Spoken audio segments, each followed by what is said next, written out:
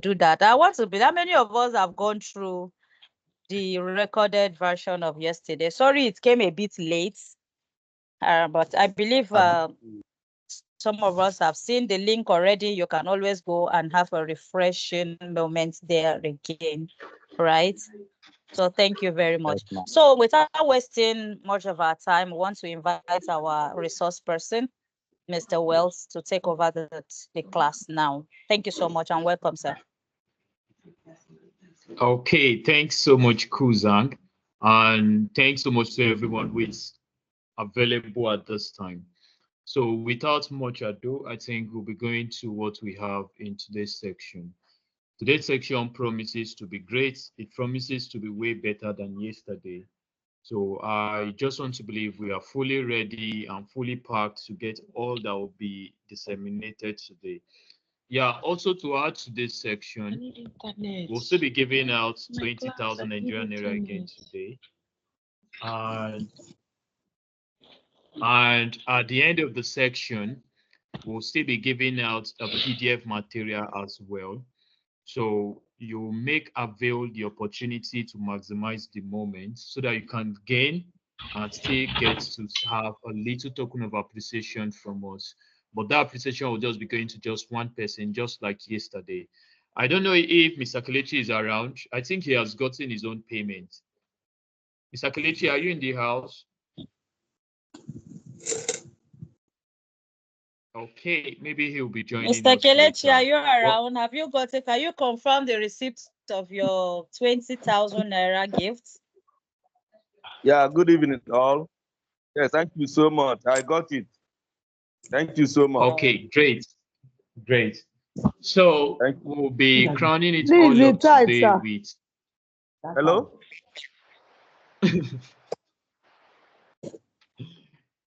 Yeah, we'll be crowning it all up today with what we have to learn today. There are 20,000 to be given out today in the course of the section. So avail yourself the opportunity to pay the best of attention so that when possible questions are asked, you'll be able to answer correctly.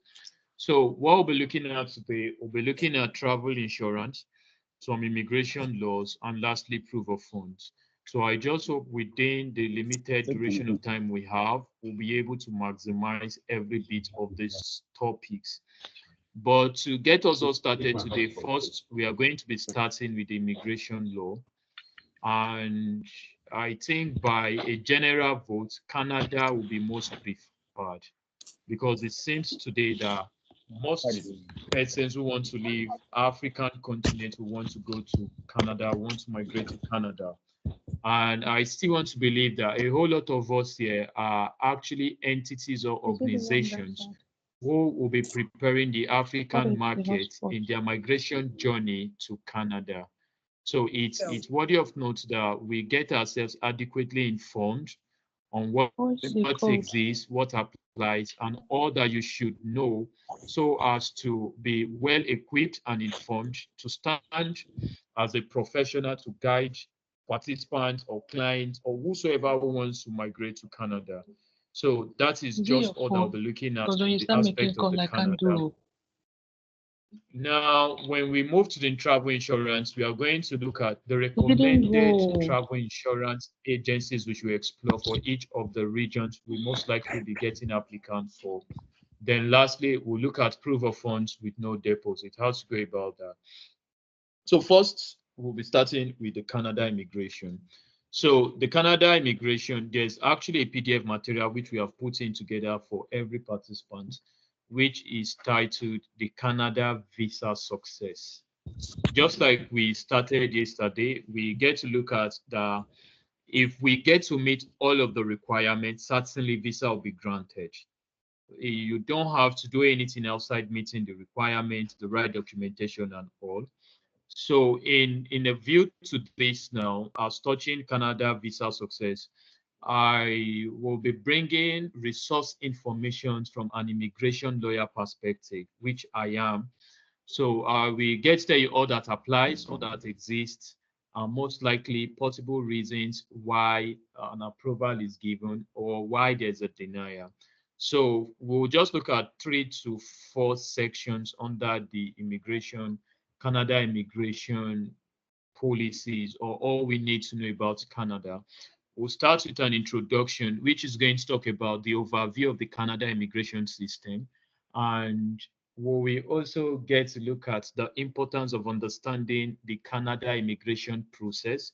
Then in sequel to that also, we are going to look at the types of Canadian visas. Because most times we actually want to get visas for our clients or for persons who actually wants to migrate to Canada. We ourselves as professionals might not even know the right visa for them. Because if you don't know the right visa for your clients, failure or denial is just a knock away. So we are going to look at the types of the Canadian visas. We are going to look at steps to apply for a Canadian visas. And in sequence to that, also we look at the tips for a successful application. Then lastly on that, we look at common challenges on visa success, the Canadian visa success, and how to overcome them. We are going to look at that and a few case studies if time permits. So first, let's start with the overview of the Canada immigration system. Now, one thing that is so common about the Canada immigration system, it is renowned for its openness and diversity. Now, Canada is actually known for its openness. Even as we speak today, Canada just rolled up a new program that actually avails people with visiting visa to actually convert to work visa or study visa on or before the 28th of February for 2025.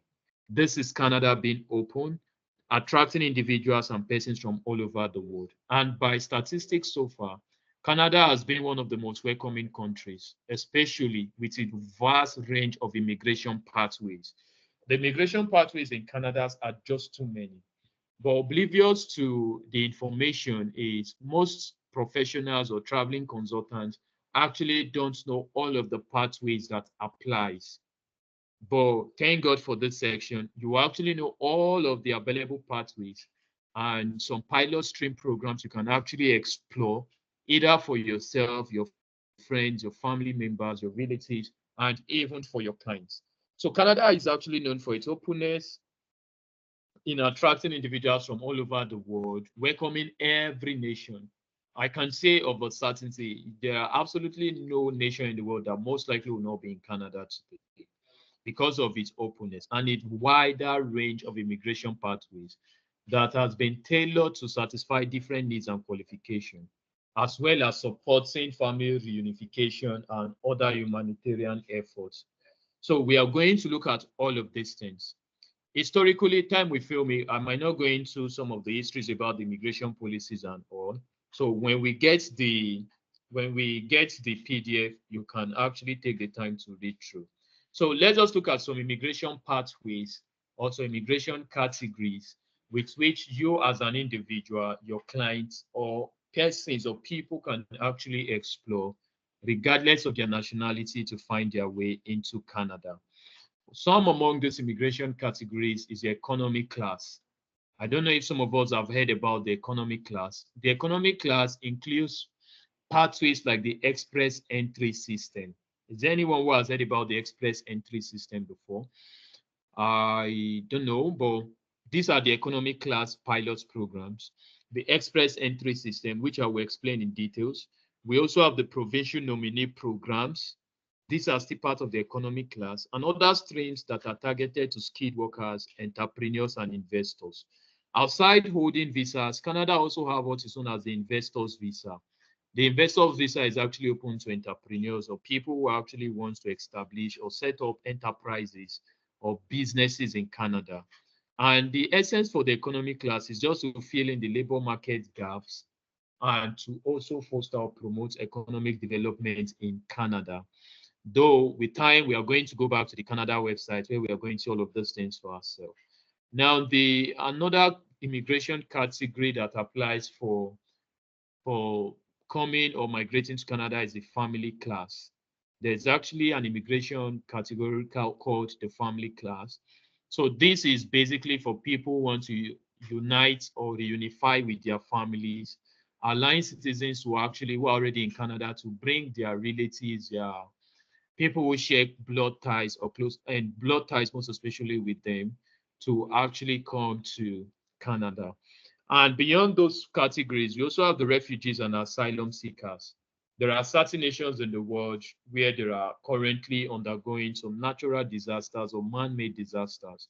So that actually avail people from such nations to actually migrate to Canada using the refugee and asylum route. In that case, they can actually come to Canada, and with time, they can also be given the permanent residence. Now, we also have the temporary resident. The temporary resident is actually the most common one. And in most cases, those are the pathways or the immigration category that most of us who are actually into the Canada visas are actually running at the time. This include the tourist or the visiting visa, the international student or study visa, and the temporary foreign workers, which we are going to look at all of these things in details. But beyond this now, Canada still have other programs that are known as the point-based system. These systems actually engulfs or covers areas like the express entry framework, which we are going to be looking in the course of the class. So now, of all of these available pilot programs or immigration categories, the ease with which you can get visa is actually decided on certain conditions or your ability to actually get certain documents or the required documents in place. Just like it was stated yesterday, that for every denier, it is not actually our village people, especially coming from an African standpoint. It is not to be blamed on village people or some forces actually mitigating or preventing us from getting the visas. It's simply as a result of one or two reasons. So, what are some of the possible reasons that could bring about all of these things? Is the most common reason why we should understand the immigration process. Because if you don't understand the immigration process, you are liable to have the following issues. One, make mistakes at the cost of the registration of a particular visa service. You could actually make some mistakes. But if we get to understand the immigration process to heart, we stand at the better chances of avoiding some pitfalls or common mistakes that most likely will bring about a denial. Some of those mistakes we will avoid with good knowledge is we are going to avoid mistakes like incorrect application or even incomplete application. Because if you don't get to apply correctly, that could lead to a denial, that could lead to visa refusal, that could lead to a ban. And in most cases, it could still lead to additional cost of reapplying again. But getting ourselves familiar with all of the requirements will help us avoid all of those pitfalls, which we are going to look at in few times from now. And beyond that, also now, if you understand the immigration process to Canada, you can actually maximize points and get to meet all of the criteria or the requirements that are needed of you. Because if you don't understand how the process works, you don't understand each of the immigration category, you might to some extent not know what is expected of you. Because certain applications require the candidate or the applicant to meet certain points, to have certain score rating. But if you don't understand all of these things, you might not be able to get the perfect application. And also to understand the timeliness when it comes to submission. Because when it comes to submission, there are specific windows for submission or quarters. And if you don't get to submit at the right or most appropriate time when you're going to do all of these things, when you're supposed to do all of that, that might actually jeopardize your chances for success. And also beyond that, also, it will help you to utilize your resources because payment for some of these visas goes between 120 Canadian dollars to even 2,500 Canadian dollars. There are applications, just visa application services that span even to 2,500 Canadian dollars. Remember, money is not easy to come by, so it's most worthy that we put every bit or penny of our money to a good use. So in a bit now, if we understand the process so well, every penny we are actually putting to the immigration process will actually be fully utilized. And lastly, will also be able to understand and to actually keep up with compliance for both legal and procedural compliances. But if we don't understand the system, you don't understand how it works, there's absolutely no how you are going to attain success. So in view to this now, let's look at types of Canadian visas. When we look at the types, we go over the Canadian government website and actually do one or two practicals on this, and then a few questions will be asked before we move to the insurance. Visa base, when we talk about the Canadian visas, we have first the temporary visas, and the temporary visas are divided into three. Basically, coming to Canada, there are just, if you want to use the temporary visas, and why are they called temporary visas? They are called temporary visas, reason to the fact that they only give you temporary residence in Canada. These visas don't confine permanent residencies on you, but with them, you can still work your way to getting your PR or getting a permanent residence. But we should know that the types of Canadian visas we have, first is a temporary visa. And the temporary visa is divided into three. One is the tourist visa, two, the student visa or the study permit visa, while third is the work visa. So let's take the first one.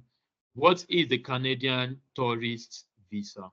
Now, the Canadian tourist visa or the temporary resident visa is designed for who are the people who need the tourist visa. Not everybody needs the tourist visa or the visiting visa.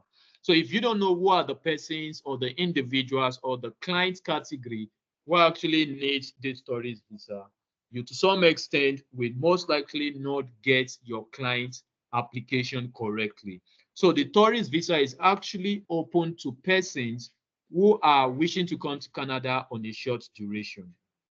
So for anyone who just wants to come to Canada for a short duration, whether for tourism, maybe he or she is coming for a tourist event, he or she will be needing the Canadian tourist visa because there are visas that are given to people only for short duration, either for tourism purposes, visiting families and friends, or attending business meetings and conferences. So if you got a client in any of this category, it simply means that your client will, you'll be making application for that client for the tourist visa. We shouldn't stress ourselves so much. The PDF will be shared at the end of the section where you are going to see all of these things in black and white, so you can still go back and make references to them. But I said the tourist visa is actually for the following category of persons. People who are coming for tourist purpose, they need the tourist visa.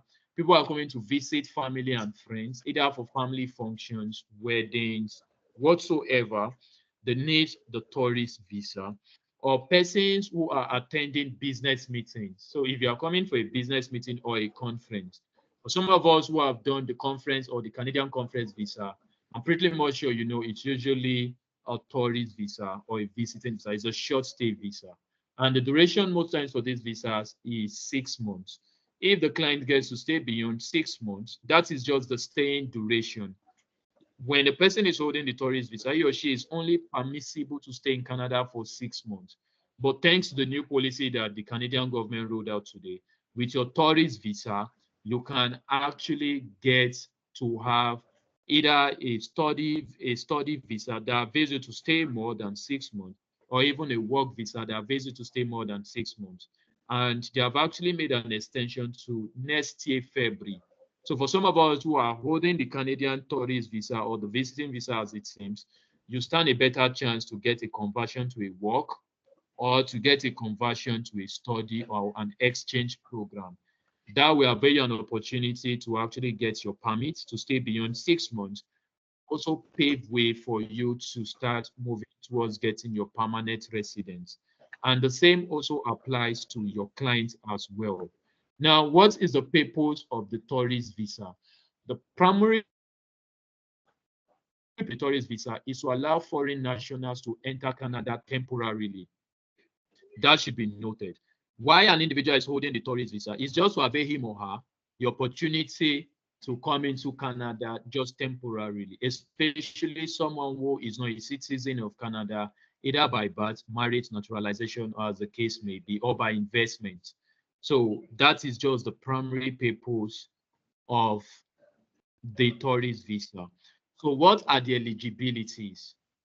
Why should you apply for a tourist visa? What are the things that you need to have in place? I'll spell them out and some other things you need. One of the eligibility that we foster, though a bit of that was discussed yesterday, is your intention to leave. Before you actually start going to apply for tourist visa, either for yourself or your clients, you must declare your intention. Why do you want to come to Canada? That question have to be answered in black and white. So applicant must demonstrate a clear intention to leave Canada at the end of their visit. So not just you coming to Canada, you must also establish the intention that at the end of your visit, you'll be coming back home. You won't use the visiting authorities visa for other purposes and not want to come back. You just have to establish that. And that is the more reason why for someone holding a tourist visa, he or she will have to buy a return ticket, especially when you are buying your flight ticket. You have to buy a return ticket. Otherwise, if you are not if you don't have a return ticket and you are holding a tourist visa, you will not be allowed to come to Canada. The airline will not allow you to board. So you must declare your intention to leave at the end of your visit. Secondly, just like I said, you need good proof of sufficient funds. So financial sufficiency is also a core factor. So you need funds that will cover your stay in Canada, funds that will also cover for your accommodation. Let's say you are not staying with relatives. You need funds for your living expenses, as well as the funds that will cover for your return ticket as well. So a good proof of funds or financial statement of financial sufficiency will actually increase your chances. So before you even start applying, one of the mistakes we make as traveling agents or professionals in the field is we don't get to check the financial stability of the applicant or of our clients because he or she just works to our office. I do understand we want to make money.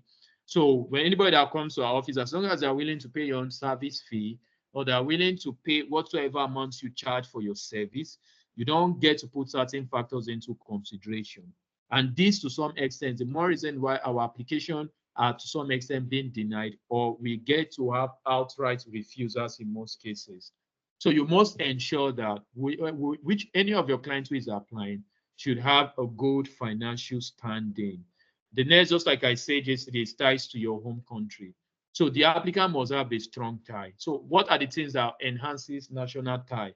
One is the applicant must have an employment letter. It should be employed, either self-employed or an employee. That will actually add up to the home ties. And he or she should have a family, one or two family members behind, either an elder brother, a younger brother, whatever the case may be. You should have a sibling or you should have a relative. Your identity should be traced to a family. The next we can also add to the list is national assets or ties to our home country are landed properties. If you don't have landed properties, if you have shares, you have stocks and all of that will actually increase your chances. So you must be able to have that in place because that will increase the chances of your return after the visit. Because if you don't have any of those things, there's absolutely nothing to lose. You don't have a job, you don't have a business you run, no family member behind. You don't even have any assets, properties, you don't have shares and stocks.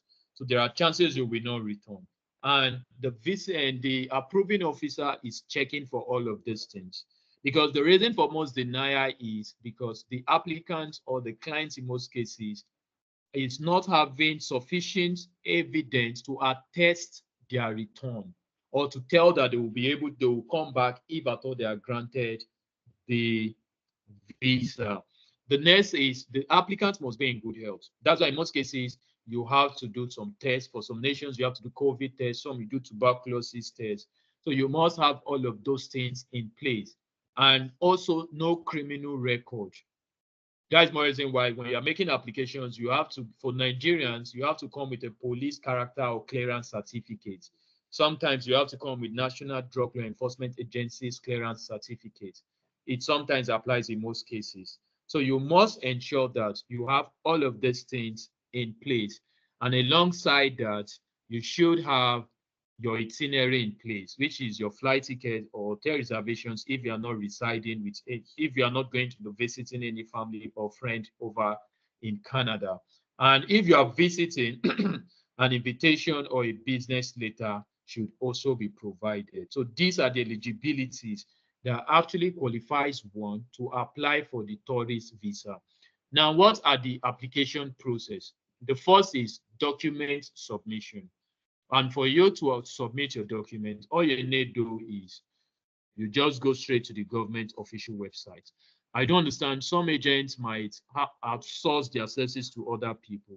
But if you go to the government official website, every government in the world has official website. And a bit to most part of the informations you need are actually there. All you need is for you to invest time and energy to peruse through all of those information so that you get all the necessary and right information. So the first approach is you are going to submit an application because you can't be given visa when you don't apply. So you have to apply. An application can be done in most cases online via the government website or portals, and in some other cases through paper application, especially for Schengen countries. Most times for Schengen applications, for some Schengen countries, you just have to come in with a physical Schengen visa application form. But for some nations like Croatia, you can apply online. It doesn't apply to all of the Schengen countries. Then when you have applied online, you must come with all of your supporting documents. So what are the documents your client or wherever you are helping to find his way or her way to Canada should have? Now, the proof of financial resource should be in place. There must be a travel itinerary. And travel itinerary is the flight ticket and hotels we talk about. And if he or she is going to visit a friend or a family, or he or she is going for a business visit, then what is expected next is letter of invitation if visiting family or friends or coming for businesses and all. Now, the next thing you need to pay is your biometric and fees. You have to do your biometrics and make payment for the fees or the processing of the biometrics. And the biometrics include fingerprints and photographs, which is your photo passport or the photo ID of the applicant. Then you have to pay the processing fee. Now, the processing time for the tourist visa varies depending on the applicant's country. For Nigerians, sometimes it could take 3 to 6 months, especially for Canada. Depending on the nationality, your nationality and all, that could actually hamper or foster the rate at which your application will be approved. And don't forget that the maximum duration stay allowed with a tourist visa is 6 months, though you can still request for extension if you need to stay longer for valid reasons, such as unforeseen circumstances or extended family visits.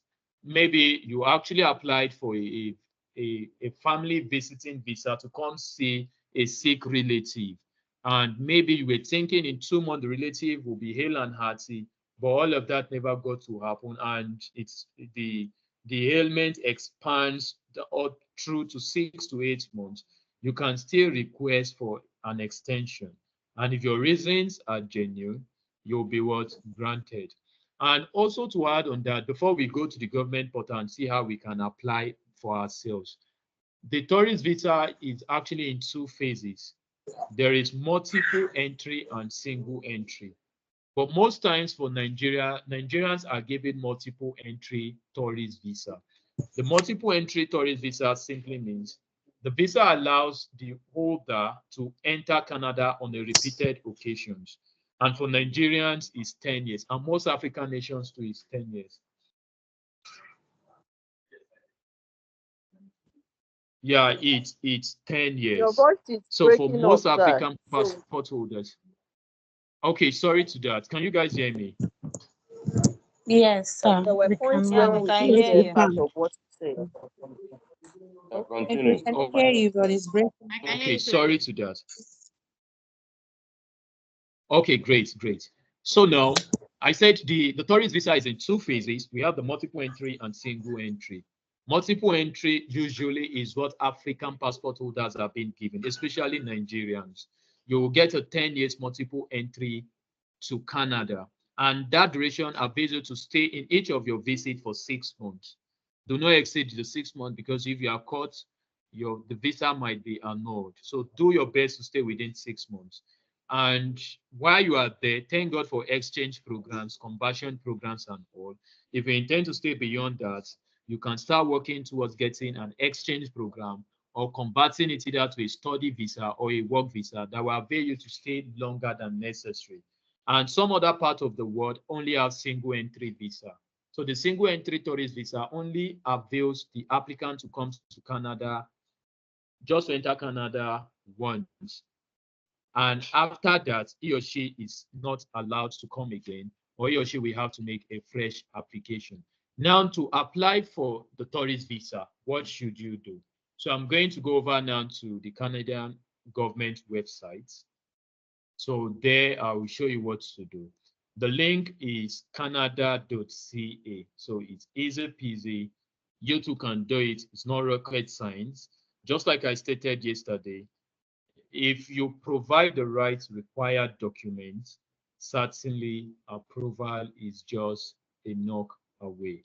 But if you don't provide the right documents, you are practically not going to be approved. So when you visit this is the Canada official, the government of Canada official website. So everything you need to do, from visas application, work permit, all of the programs we are going to be discussing in the course of this section, you can do all of that right from this website. It's easy peasy, very easy to navigate. It's not so difficult. It's in English and in French. So, but I believe Nigerians, we are Anglophone countries, so we speak English. So you can have it there.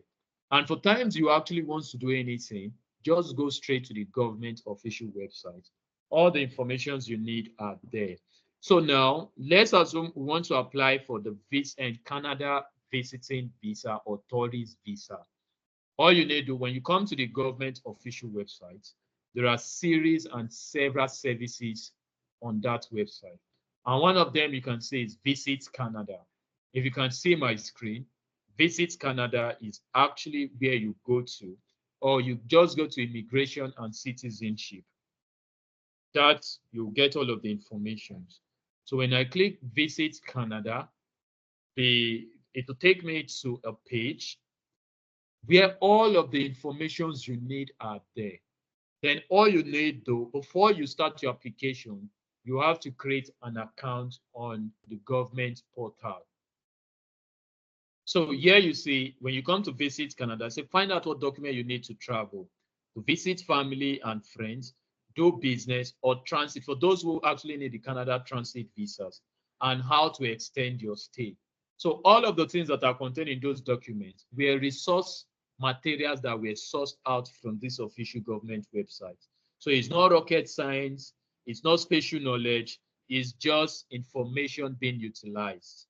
So when you come to the Visit Canada, one of the things you need is when you scroll down, you can see all the information you need, how to apply for a visitor visa. So you don't have to start sourcing most part of these services to an agent or to third parties. You too can do it. And that is the reason why we are setting up platforms like this, to actually have more astute professionals in the traveling space who are going to caution the lapses and lags that the travel industry over time has been facing due to inadequacies and inefficiencies and even knowledge drain in the side of some of the persons who have been helping applicants in the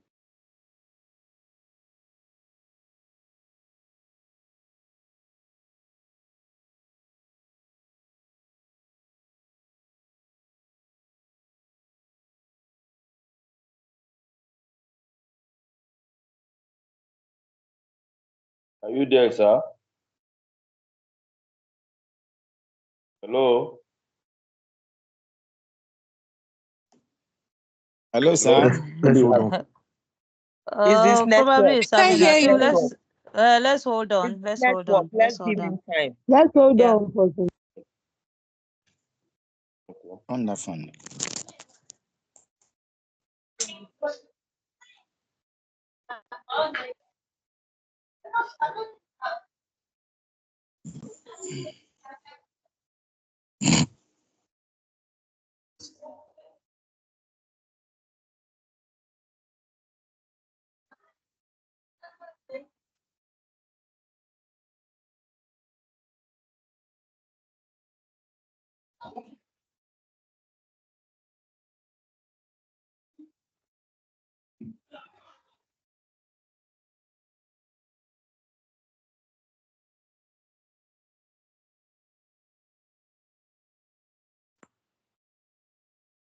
Oh, am I the only one that can't hear anything? No, you're not the only It's one. not. It's not. Yeah, yeah. can't Just hear hold you. on. You will come back. Can't I think hear it's you. Just out. hold on. Network. Let's hold on a minute.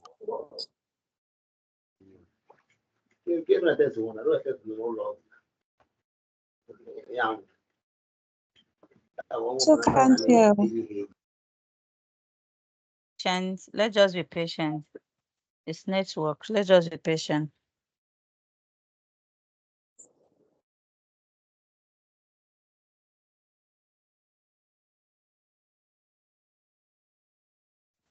The network is very, very terrible. Very, very bad.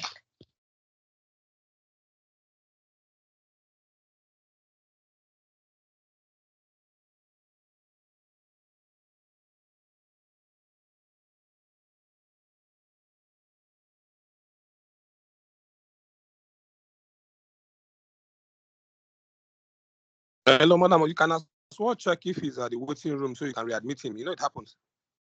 Yeah, I've been checking, and I'm also looking forward for him to even on WhatsApp. So let's just be patient. I think network is can be funny at times.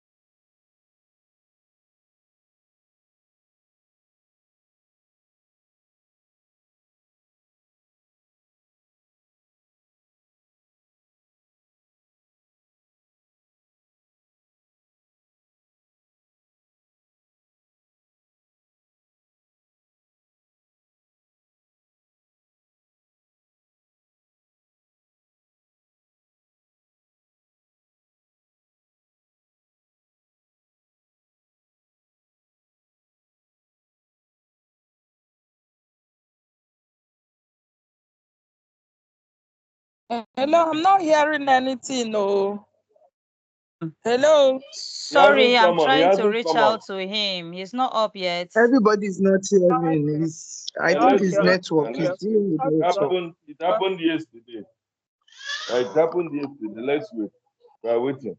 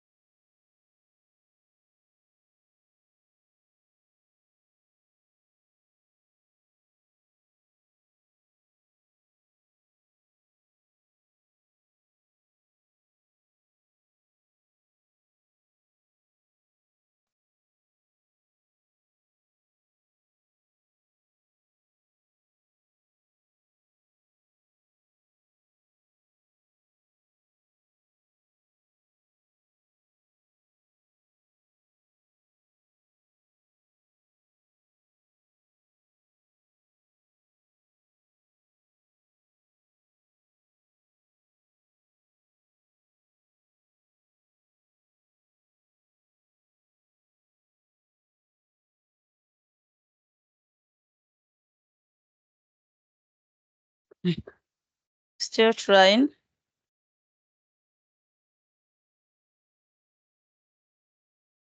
Okay.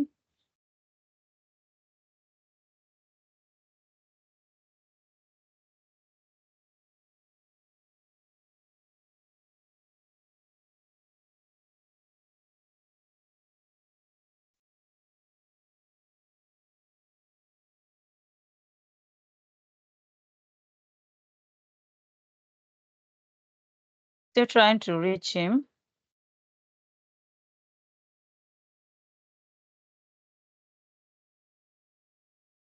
Okay. It's like he's back now. Wonderful, wonderful. All right, he's back now. Welcome back, sir. Hello, welcome back, sir. Hello, can you guys hear me? Yeah, we can hear you now. Yeah, we can hear you now. Welcome back. Okay, great, great. Yeah, thanks so much. Welcome back, sir. Okay, now back to, yeah, thanks so much. So now, basically now, when you come to the Canada government official website, just like you can see my screen, easy peasy. We can't see your first, screen let's go anymore. back.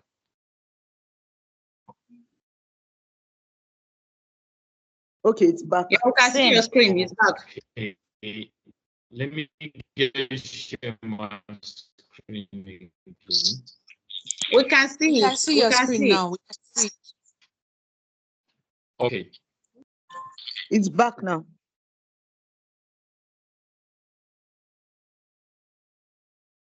First, when you go to the official government website, which is canada.ca, you are going to see where it said visit Canada. So all I need to do is I'll go to visit Canada because I'm coming in as a visitor with a tourist visa, with a temporary resident visa under the stream of tourist visa. So here I'll get all the information I need to apply for a Canada visit visa. Here it says apply for a visitor visas. Electronic travel authorization is for some countries. There are certain countries that don't need a visa, like the US don't need visa to come to Canada. They need an ETA. Just like for you to visit Kenya, you don't need a visa, it's just an ETA. So Nigerians can go to Kenya with just an ETA. For you to visit Singapore as a Nigerian, you don't need a visa. You need just a Singapore arrival card. So this, you can just get them in fewer minutes, between 30 to 1 hour, you can get any of these. So for Americans and other parts of the world, like United Kingdom, who don't need Canadian visas to come to Canada. Some who don't have free visa entry just need the ETA. But for Africans, or for most part of our clients who wants to go visit Canada, either as tourists, either to visit friends and families, business conferences, or even to do short study programs, what is expected of them is just for you to get them the application, just come to apply for a visitor visa. When you click on that, it takes you to the IRCC portal where you'll be signing up. And signing up is very easy. You just have to sign up with your email. Here you can see who needs a visitor visa. That is eligibility. How to apply is to come to the website. After you apply, what should you expect? And down, prepare for what your arrival. And get to see now that to apply for a visiting visa, the application fee is 100 Canadian dollars and 100 Canadian dollars to Naira.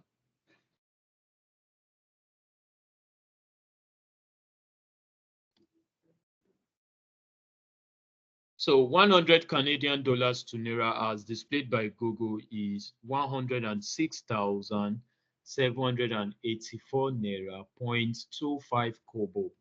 So it's not so expensive. So even you can give it a trial. Before you even start applying for your client, if you have meet all of the eligibility criteria, you can decide to apply for yourself. It's not rocket science.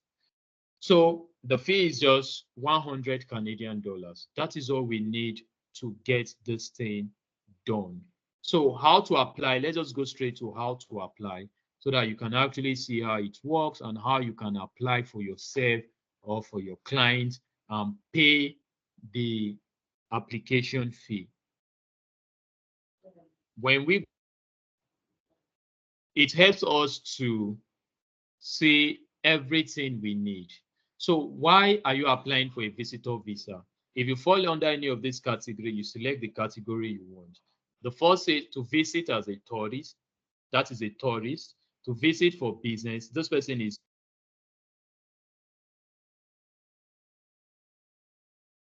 or partner who has sponsored you for permanent residence is why you should apply for this.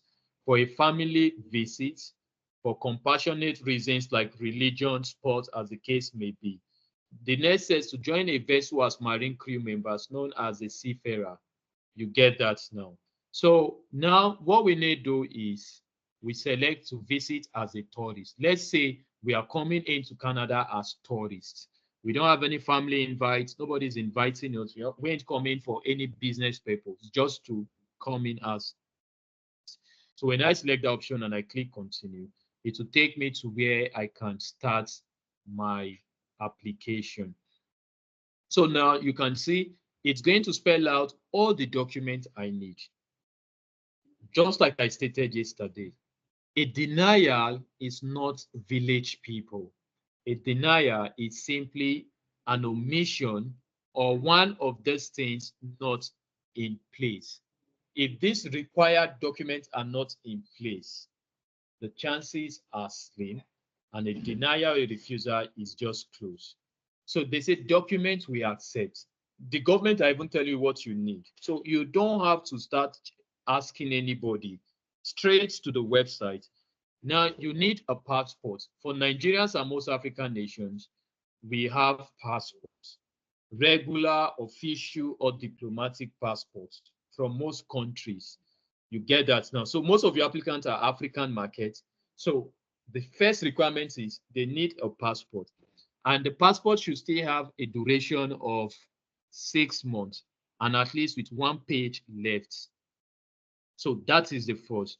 Alien passport, those are not for US permit to re-enter, those are not for us. Now, these are documents they don't accept. So they don't accept passport from Somalia. They don't accept passport, non-readable passport issued by Czech Republic. They don't accept temporary passport issued by the Republic of South Africa. And they don't accept provisional passport issued by Venezuela. So that is what they don't accept. Now, the next is submit this document with your visa application. So you must come with your passport invariably. Family members or third parties who apply on behalf of the applicant need to complete this form.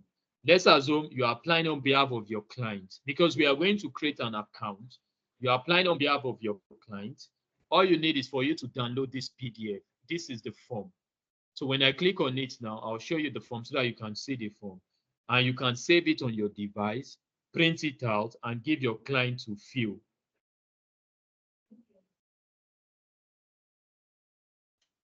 So when I click now, it's going to, okay, let me share my screen. Okay, this is the form now. When you are filling as an agent on behalf of your client, this is the form. When you click on this now, you are going to download the form. And let me show you the downloaded form.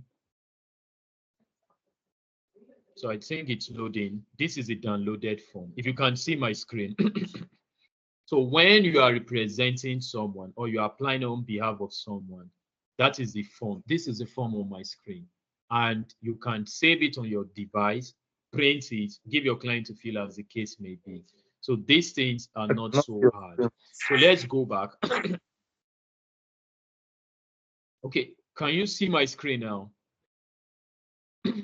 Oh. Yes, Yes, Okay, yes. Yes, sir. You can see. Great. So Yes, let's get yes. back now. Next is if you're applying for a family member, let's assume your applicant or sorry, the applicant or your client, you are helping him or her to migrate to Canada to go and meet his or her family. This is the form to fill. You can download it. It's less than 5 MB. You can download it and you can also print it. Now, when you are actually making applications for minors, who is a minor? Anybody who is under 18 years of age is a minor. And he or she is not allowed to travel unless there's one parent or a relative or a friend is with him or her. You get that now. So these are the things to know. So if you're applying for a minor, there are details to include in your application. These are the details. So so that we don't get things wrong, you can't fill with facts. If you supply the right information, they must give you the visa. So if you are making application for minors, One, a letter that authorizes the minor child to travel to Canada has to be gotten. Other documents such as adoption papers or custody decree, depending on if the minor child travels alone or not. And for if it's your child, birth certificate to actually show the maternity or paternity of the child is needed. Once you have these things, the next now is other recommended document. So they are not leaving you aloof. There are other things you need. And all of those things is what we have said. Yesterday we said, Canada won't give you visa if you don't have travel history.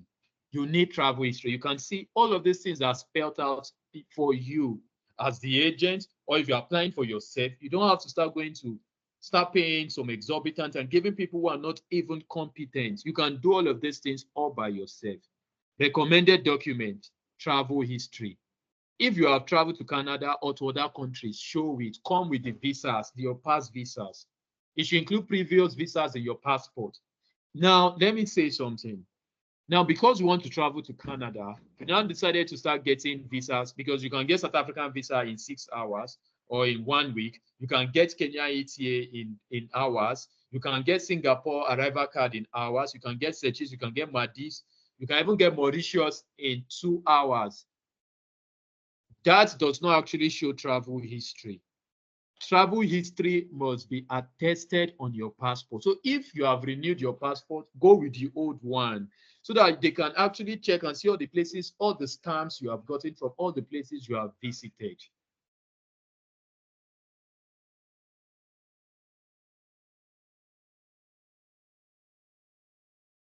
Not again, no. This time is very, very different. Okay. So what are the details include? Your previous passport under travel history, you can see it's self-explicable. Your passport of visas used within the last 10 years to travel outside your country. Entry and exit stamps.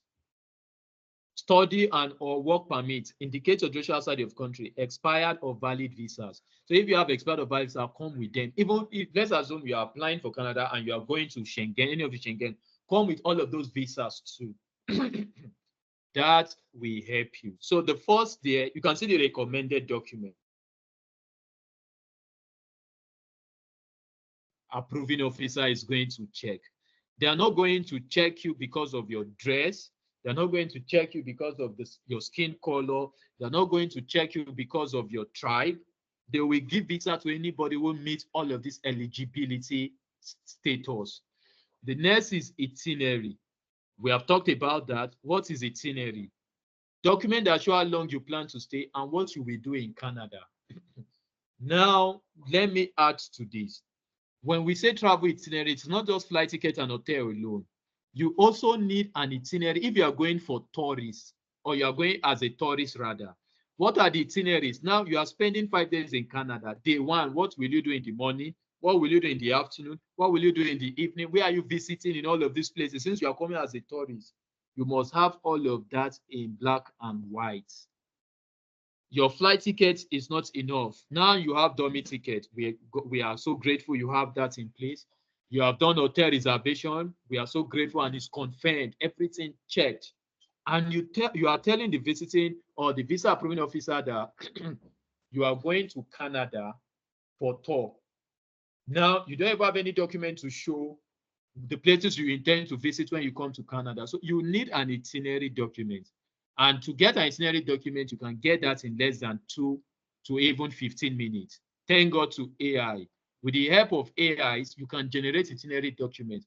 And if you can't, with $5 to $10, you can get a standard itinerary document. When you arrive Canada, okay, where are you staying? You say you are staying in XYZ hotel. Where will you visit the next morning, the next day, the second day, the third day, and all of the times you want to stay as a tourist? So you must have all of that in place. So these are the details of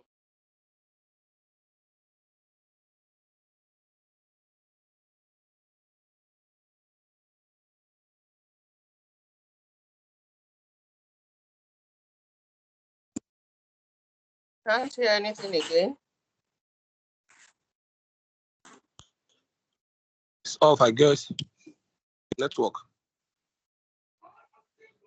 Okay, now I think can you guys hear me now? We didn't Yes, hear we the can last hear you. thing We can hear what you you. said. We can hear you. Yes. Okay, now what should be included in your itinerary? Your flight details, dummy tickets, dummy flight, confirmed, not a reservation. Don't go and do a reservation in Qatar Airline and print it. That's been paid for over time. Most of the agents who are preparing This applicants is where or we will clients for need you. these visas use You- reservations. Okay, great. So now when you want to do yours for yourself, relative, family, or your client, never use a reservation because these things will be checked upon. When you submit your application, before they give you an approval, they are going to verify all the information and documents you are bringing. So use a dummy ticket, hotel reservation verified. And if you are going on using the conference route, let's say you are going for a conference visa, the registration for the event, the document that ascertain that you have registered, and if most likely an invitation from the organizers of the conference have to be in place. So don't just, okay, you say you are going for a conference. There are no proofs to show. You should even go with the payment receipt that you registered because everything counts. Everything counts in order for you to stand a better chance of getting approval. The next document is bank statement. What should be included in your bank statement? Watch it. You must, this allows us to contact your bank. You can see what they are saying. In your bank statement, don't carry doctored bank account statement. It should be valid. The validity of the bank statement must have the signature and stamp of the bank. If, for instance, when way back in Nigeria, we use GTB. So the GTB stamp must be on your PDF, must be on the bank statement. And it must carry an e-signature from the bank. That will be checked upon. Your name and address on the statement shows that the account is yours. So when you are applying, use the address that is on your bank account. Don't use your home address because some of us, our current address were not the places we were when we were signing up or opening bank accounts. Your name and address on the statement shows that the account is yours. And lastly, at least 6 months of account details, including balances. They said this helps us to understand your financial situation. Now you are going for proof of funds and you are going to with bank statement. You now brought an account that you have not been operating for the last 2 years. And when they print the bank statement, the only transaction was the one you did 3 hours before you got to the embassy or before you go to the VFS center. All of those are red flags. They don't even have to stress themselves to check anything through. You'll be disqualified or refused. Now, what are other things you need before we go to sign in to the IRCC portal? They said authority to release personal information to designated individual. Yeah, you have to fill a form to allow Immigration, Refugees, and Citizenship Canada to release your personal information to someone you choose. For instance, you want an immigration lawyer to handle your application for you. In most cases, the safest way to apply for a Canada visa is not in Lagos, neither is it in Abuja VFS Center. VFS Center is also a traveling agency. As a matter of fact, they are traveling agencies from India. The only advantage they're enjoying is they enjoy collaborations with most governments of the world whose embassies or consulates are not situated in Nigeria. So the cheapest and most advisable way is to apply directly to IRCC in Canada. Then just go with your visa white paper for biometrics and photograph capturing. That is the safest. Because if you actually want it to be quick and fast, giving it to VFS Center can take 7 months to even 2 years. Like a current case study of someone I had came for biometrics in 2021 July. Then he now got the visa January 2024. I'm sure you don't want to keep your clients in the dark or you don't want to keep yourself waiting for that long. But notwithstanding, if you don't have any immigration lawyer you want to use, you can still do it yourself. Now, when you have met all of these eligibility requirements, you are sure that you have all of these documents handy. The next is you log into IRCC portal to start your registration. And in the case where you don't want to apply online, if you want to apply using paper for specific situations, it's there. If you need, you can go through because of our time, because we still have other visas to look at. Let's not just take the time here. Now, how do I sign up in the IRCC portal? It's not rocket science. It requires just email address and password. That's all you need. Click on it. It's going to take you to the IRCC portal. So for you to sign in successfully, you need the following. You'll get an invite code, and most especially when you are creating an account for the first time. They say if it is your first time using the RC portal, you need an invite code to create an account. Once you have your code, you can create an account in the portal and sign in. Now that after you have signed in, make sure you have all of your documents in place. You complete the online application form and upload all your documents. Now the next is to pay with your credit card. Okay, so in the light of that, Stella Travels, can you hear me?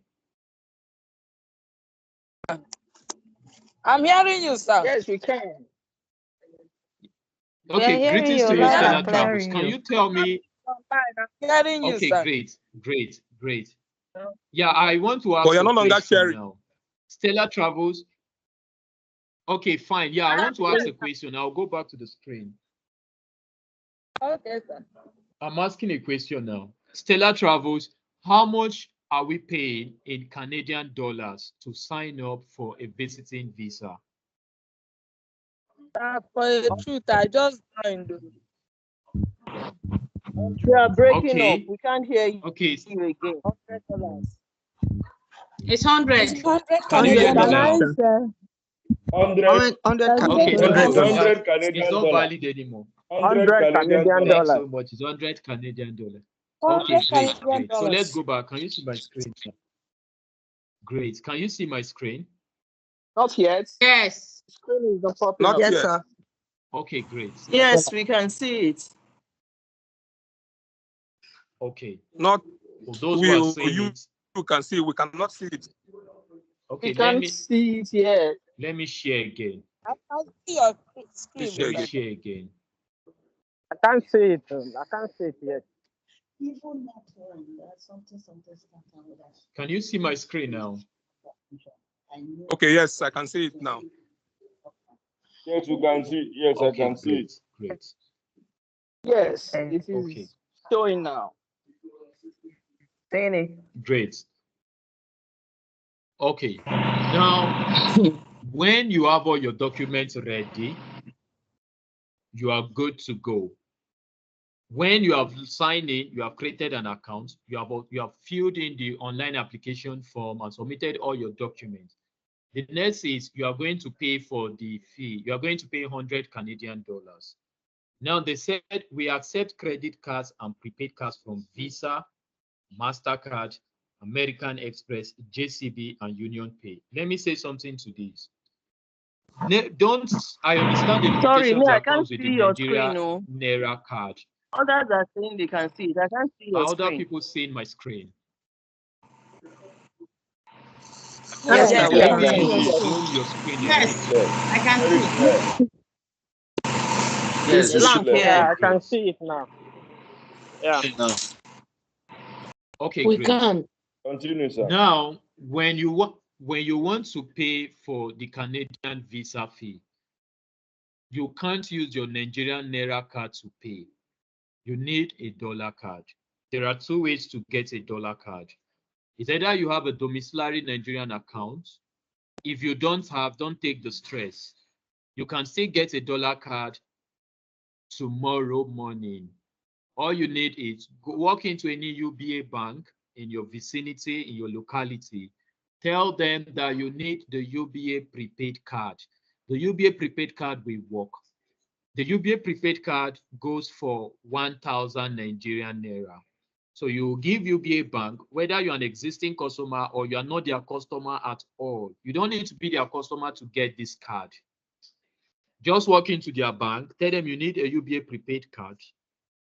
You give them 1,000 Naira for the form. Go with any means of identification. Go with utility bill validating your address And don't forget 2 copies of passport photo ID, your passport photograph, 2 copies. The requirement to get that is for those who don't have domiciliary account, you need only utility bill validating your address. You need to go with any national government ID. Then thirdly, 2 passport photo and 1,000 Nigerian naira for the form. Then lastly, you need to deposit in the account into the card. So the card will be serving as both account and card. And the minimum from the last I knew is $10. So you can reach out to BDC vendors within your locality or your environment, purchase $10 from them, walk into UBA Bank with your utility bill, any means of national identification, then 2 passport photograph, 1,000 Nigerian naira, and 10 United States dollar. Once you have these things, in less than 30 to 45 or 1 hour, you'll come out with your dollar card. So with that, you'll be able to pay on especially for visa services. Naira card will not work because of the limitations from CBN. So once you have this in place, you have 100 equivalent. You might not be able to get Canadian dollars easily, but ensure you have the equivalent of 100 Canadian dollars in your US dollar card. So you can use Google. 100 Canadian dollars to dollars is what Google will tell you. Ensure you have that amount in that card. Once you have the documents in place, you have your 100 Canadian dollars in your card, Eureka. The next approach is to create your IRCC portal account since you are doing it for the first time. There are 2 ways to do that. One, you can request an invite code, but it might be a bit stressful. Let us go to the easy peasy. Easy peasy is create your IRCC portal account. I'll click on this, a page will display, then I will enter my information. Very easy. You will sign up on the Canadian portal and you can actually get to have it. Sorry, let's go back first. Let's get an invite code. Click to get an invite code. The invite code will be sent to your email. So you are going to enter your email address.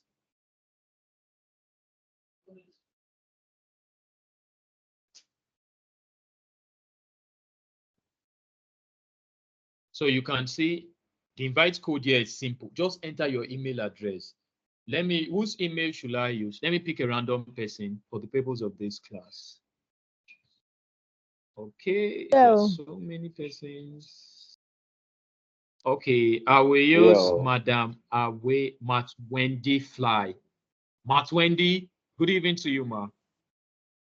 Good evening, sir. How are you today? Happy Sunday. I'm fine, thank you. How are you too, sir? I'm doing great. So we'll be using Matt Wendy Fly. Matt Wendy is also one of our partners on the flight ticketing solution. So we'll be using our email to sign up. There's nothing so special. If you use your email, it will work. You don't, it's not, the reason I'm using our email is just for the purpose of demonstration, right? Any email will work. And you can create an email very easy on your, you can create that easily. If you can't create it, talk to people around you, children, relatives, friends, go to cyber centers. You can get an email cheaply. So we'll be using our email. Can you just chat your email to me on WhatsApp so that I can just copy it and paste?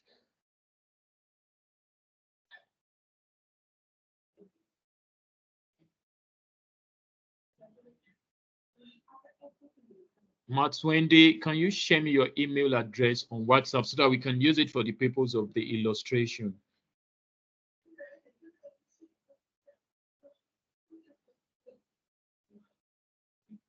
Matt Wendy, can you hear me?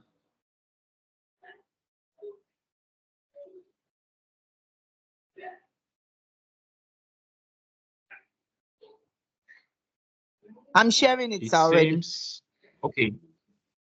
Okay, great, great.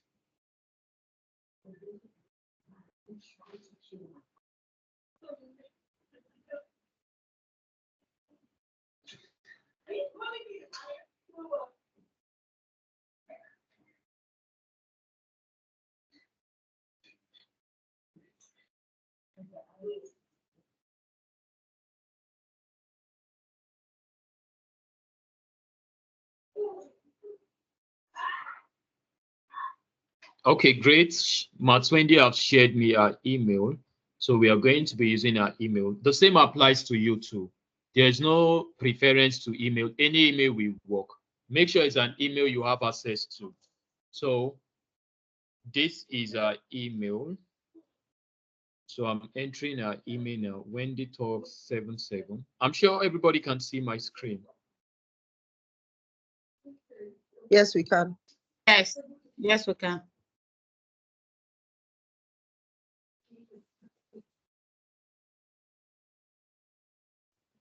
I'm not seeing what Great. you are typing. So now I've entered email. So the next is get invitation code. Okay, now it's even here now. I'm not seeing. Can you see the code now? So we are going to copy this. Can you guys Yes, see I my can screen? see, sir. Yes, sir. Yes, I can Okay. see. Great. So now My I own have is my invitation not, code. The next I'll do is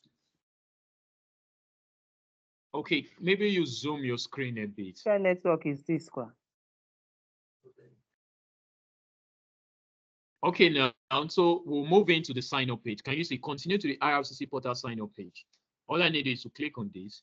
It takes me to where I will now create my IRCC account to either register myself or my client or a relative for that.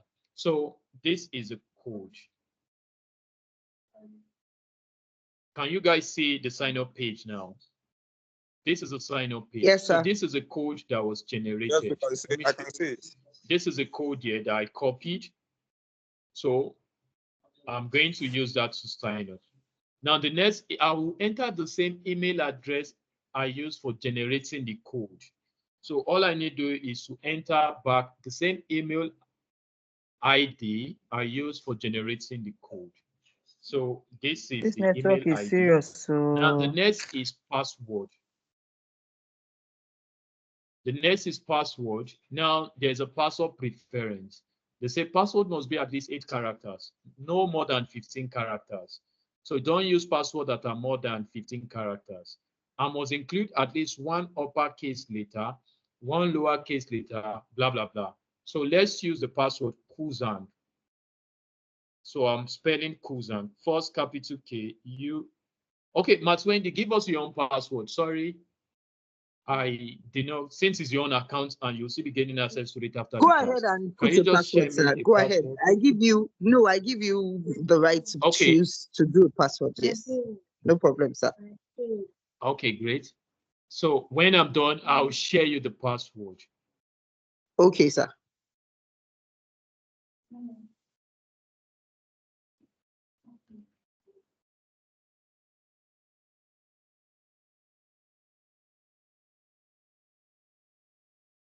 Okay, now the next is surname or the last name of the applicant. What are you applying for? Now, Wendy, for the purpose of this class, we might just use random name. And I'm sorry, you have to create another email if at all you want to complete this registration. But if you have a current client or applicant at the time, you can share his or her surname. But if you don't have, maybe I'll just use random informations. Use random information, sir. Matwin. Okay, great. Use so random information, sir. Surname Trapsify. Okay, giving name or first name is optional. Let's use, okay, let's use Sunday. So Sunday. Now the next is select telephone number for the country or territory. Since you are not in Canada or US, select order. What is the die code for your country? Nigeria is 234. What is the telephone number? Let me just use random phone number 9057894523. 1, 2, 3, 4, 5, 6, 7.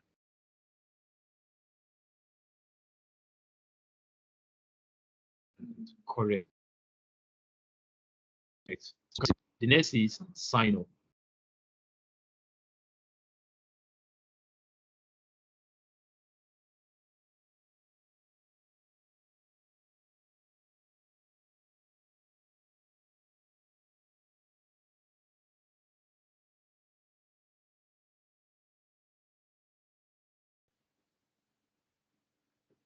Okay, sorry, I'm back now. Can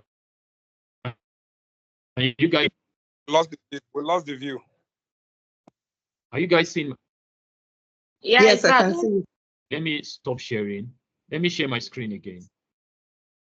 Okay, great. Sorry, sir, I can't see your screen. Now you can see we can't continue because our password is more than 15 digits.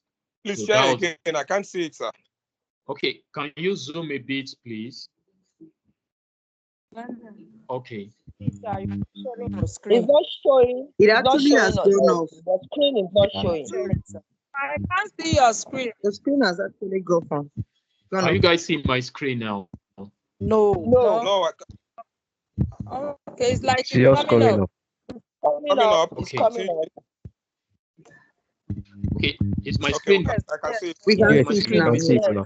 It's on now. Okay. It's up now. We can see. Okay, now so I'm entering password now. Okay. Okay, so let's just do that now.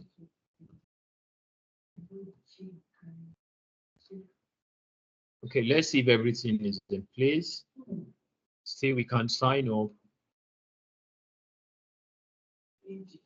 Okay, that the password did not match.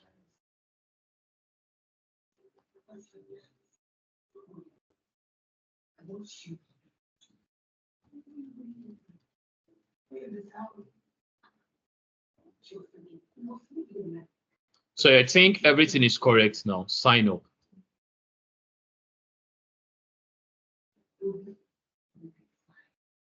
So we'll wait patiently. So now a verification code has been sent to your email account. Matt Wendy, can you help us with the verification code? So when you sign up, Okay, a sir, code will let be me check sent it. for you to log in. Okay, let me check it, sir. You can share that. You can share that with me on WhatsApp. Okay. Okay, sir, I'm still checking for it. Okay. Let's Christmas tree. Let's Christmas corn. Corn. Let's Christmas weedy. Please help us mute the mic. Okay, sorry. Let's Is that my Christmas people? okay. Let's Christmas cup. The person with the baby.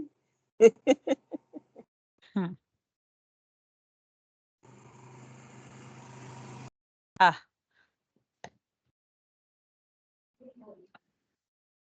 I've sent it, sir. I'll give his number. You don't have it. We can see the screen. Okay, he's back again.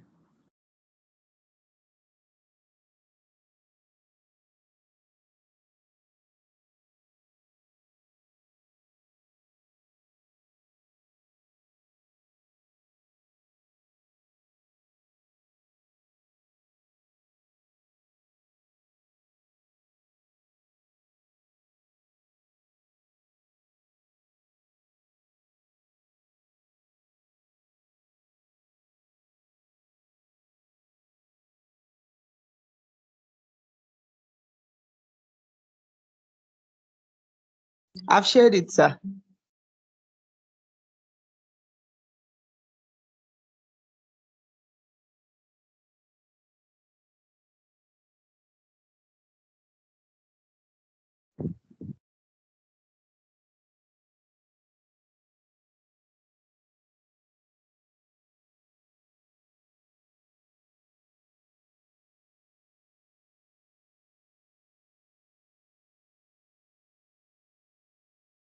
It appears we have lost him again.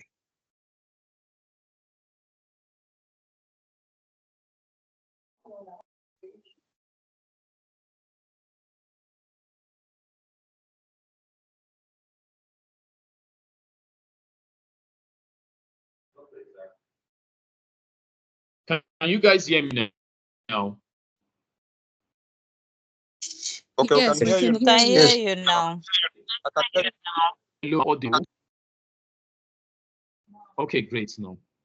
Great. So I'm logged in now. This is how the RCC portal looks like.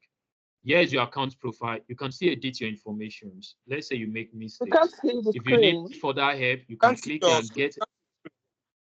Can't see your screen. Can't see We your screen, can't sir. see your screen anymore. Let me share my screen again. Okay, I'm sharing now.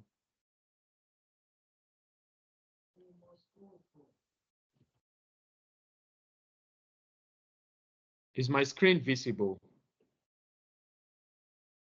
Yes, now. Yes, it has come up. It is visible. It's visible now. Okay, great now. So all you need to do now is this is the RCC portal. You can say sign as Sunday Trustify. This is the applicant we want to sign up for. You can edit profile here. So this is how the RCC portal looks like. There's nothing much to do anymore. Just scroll down. Can you see apply to visit?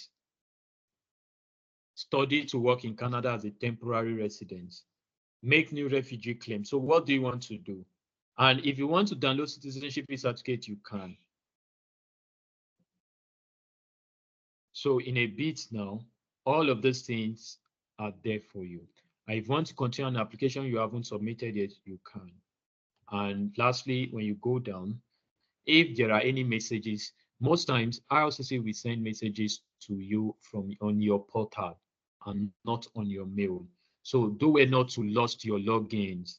When you sign up either for yourself or for your client, or when you're applying for your client, ensure you document them, copy all the information you need to log in, and save them somewhere you can easily reach out for them. And the best place to save is to put it in your email. You can send it to someone or don't send it to someone, send it to your other email so that anytime you need it, you can log in with it. So the next we need to do at the time now is let's apply for it to visit. I know when you're going to visit, the conference visa, business visa, visit a relative, short study program, transit visas, all of them are included here. So I'll click apply to visit.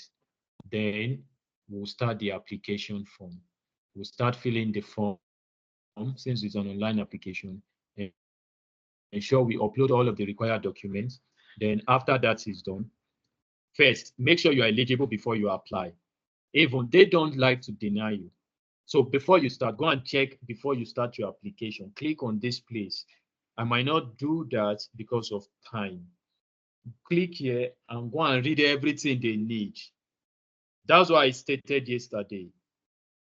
Every denial or refusal is not the embassy, it's not Canada's fault. It's usually our own fault. Because they are putting resources together to make sure that you get it right. But in most cases, we don't do the right thing, because if we do the right thing, we get the right result.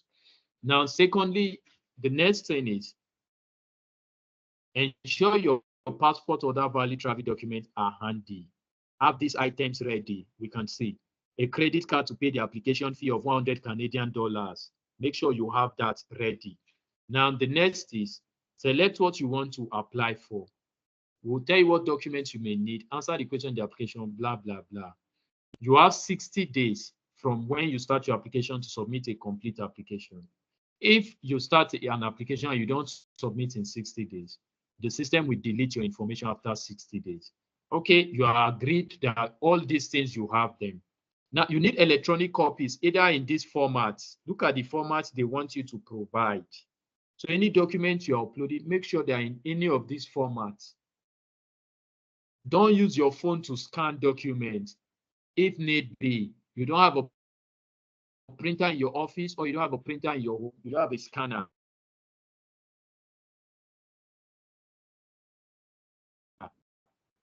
Go to cyber centers, go to computer where you scan, because it won't be all wise if the approving officer is training his or her eyes to approve you. Make sure you do the. I know there are softwares on Android and Apple phones you can use for scanning documents. Now, when you have agreed, you have all of these things. The next thing is to start your application. So you click Start Application. Then you start. Do you want to apply for more than one person at the same time? You can say they are just based. So you want something applying for yourself plus your spouse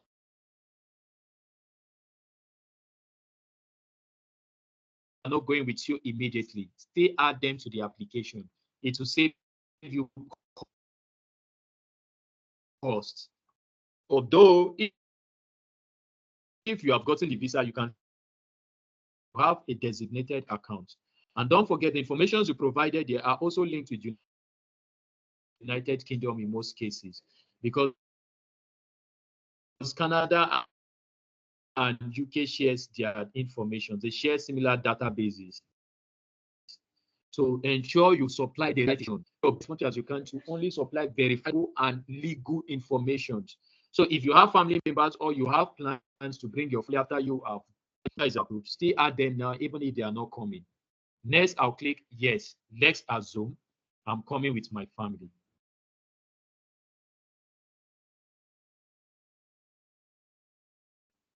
So now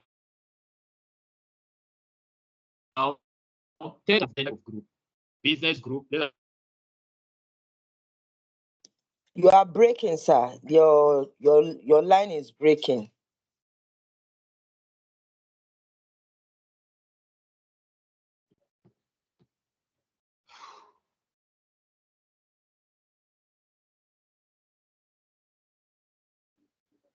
Sorry, can you guys hear me?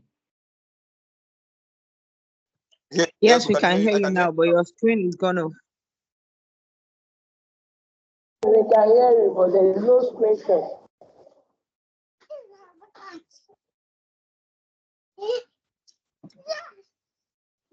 Mr. Kelechi, I hope you are ready to share your food with us. Hello. The money first. Okay, the money should come first, right? Yes.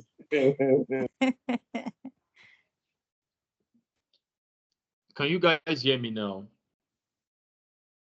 I hope Yes, you I pay can time. hear Yes, we can hear Yeah, you, but we your hear screen you. is gone off. On the screen. No screen. A while.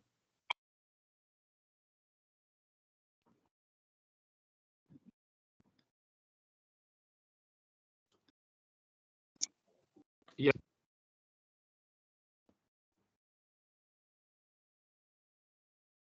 Is it visible now? Your screen is back. Yes, it is. Okay. You can't see it yet. Okay. Okay. Maybe you just zoom a bit on the screen. Seeing the screen.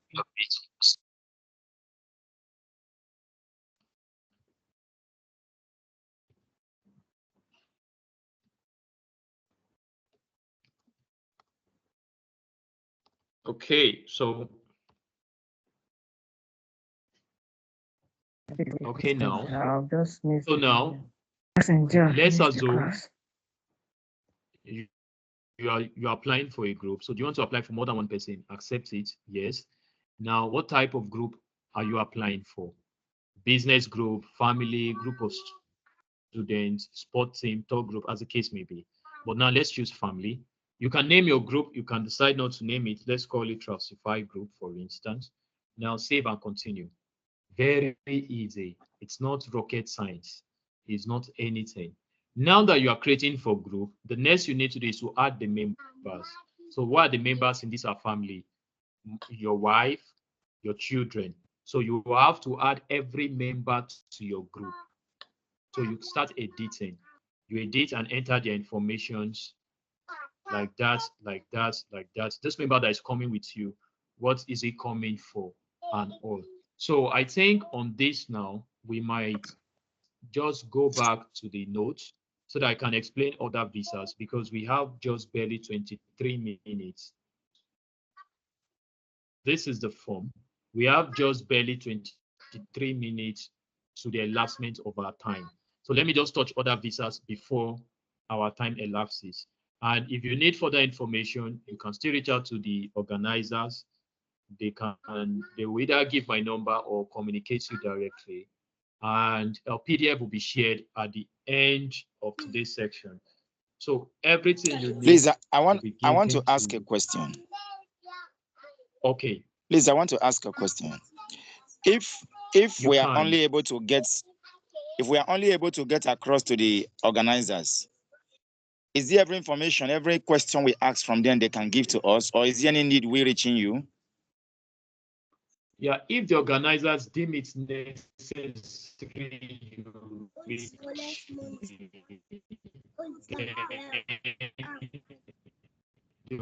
We lost the voice, please. The voice is cracking, please. The voice is cracking, please.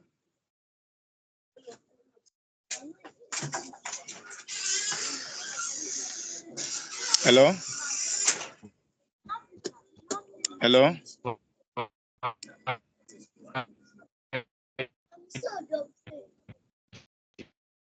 Hello?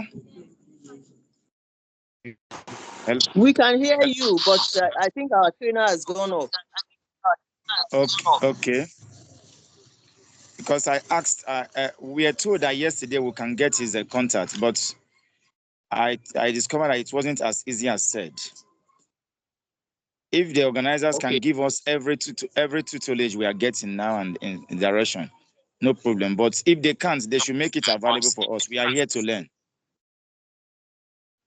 Exactly. No problem. Exactly. Just like I stated earlier, the organizers are friendly people. Most people on this group have my details. Most members who are in this class as we speak now actually have my contact. But reach out to the organizers. If you ask them questions and they deem necessary that I should reach out to me, then it's fine. I asked for the number yesterday. I wasn't given the number. Please, and we need it. I asked for the number yesterday. I wasn't given the number. Okay, apologies to that. But yeah, apologies to that. I'm just a resource person, and I cannot.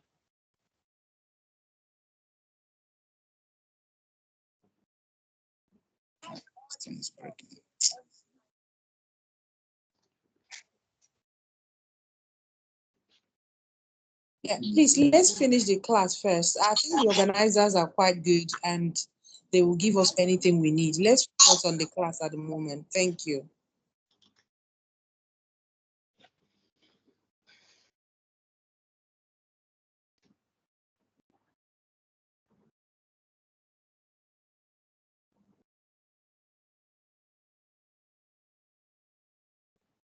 I don't know, with these few minutes now, there are two things we've not touched at all: travel insurance and proof of fund. I don't know whether there's going to be a extension of the class for that. Okay, now for other parts that are not touched, I'm sure the organizers will time. So another time will be made, or a date will be given. Then the travel insurance and the proof of funds will be touched adequately. But so now let's go back to other types of visas. And with that, we might be rounding up. Now we have looked at the visiting or the tourist visa and the types and all. Now let's talk about the student visa. I think the student visa cut across most parts of our applications as agents or professionals in the field. So when we talk about the student visa or study permit, note the student visa is also called study permit. But you know, some agents will tell you, we have gotten your study permit. We have to go down, wait so that you go for your student visa. There is no.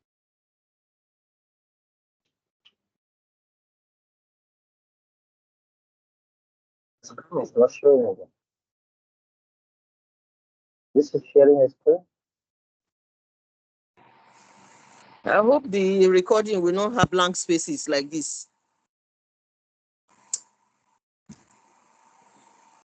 Yeah, sorry, I'm back now. Some of that this, should be understood.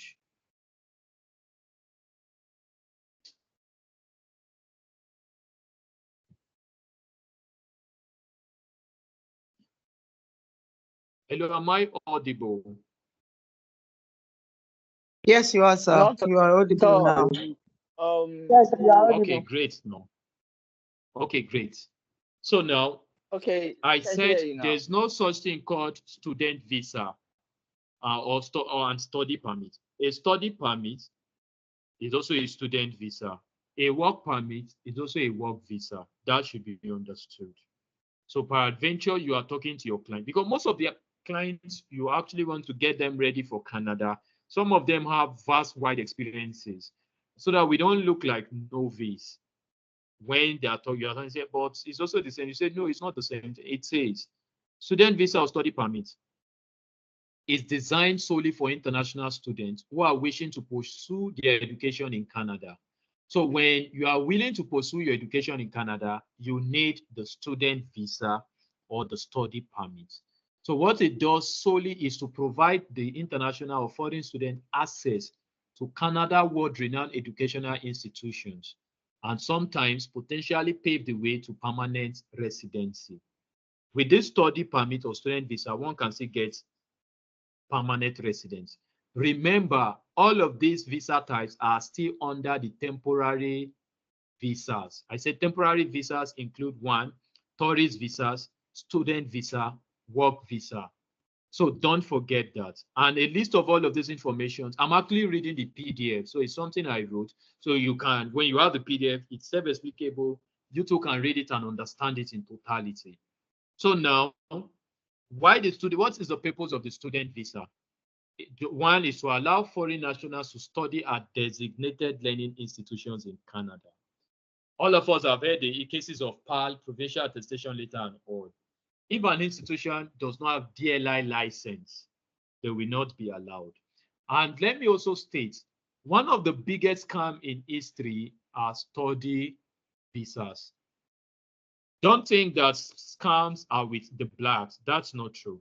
Scams are actually with the whites. Most of the schools you are trying to get application for, some of them don't exist. And a practical instance to attest this was most schools in British Columbia, sometimes until in February this year, that were shut down, never had DLI license. So when you are taking partnership with schools, or you are helping your clients, or you are helping participants or candidates or students to go study in Canada, ensure that each of the schools you are applying to have DLI license. If they don't have DLI license, it means they don't exist. Because I could remember some of the activities that were illicit then were some persons created university websites, and most Africans and other parts of Asians were applying, paying tuition fee and all, whereas all of those schools never existed.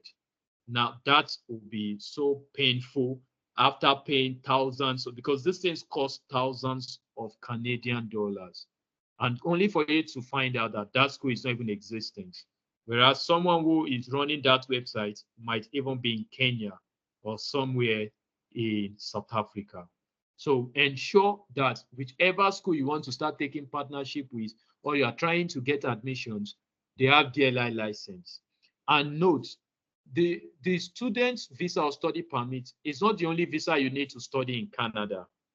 If you want to do short courses that are less than 6 months, you don't need the student visa. You only need a visiting visa. And with that, if you get short courses to study in Canada, just like I explained yesterday, I believe the PDF will be shared to us. You see a list of schools that allow you to come do short courses, using that to pave way to gaining permanent residence, exploring routes like exchange programs and other available pilot streams in Canada. That can avail you the opportunity to even get permanent residence, and it's cheaper. It's the easiest, fastest, cheapest way you can find your way to Canada. Because most of those short courses. Can I ask question? Okay, how please do we do know, before I proceed. How do we know the ones that don't have the certificate? How do we know them? Every school that has DLI license will state that on their website. Okay, let's do a practical instance. Let me share my screen. cimtcollege.com. They're actually one of our partners.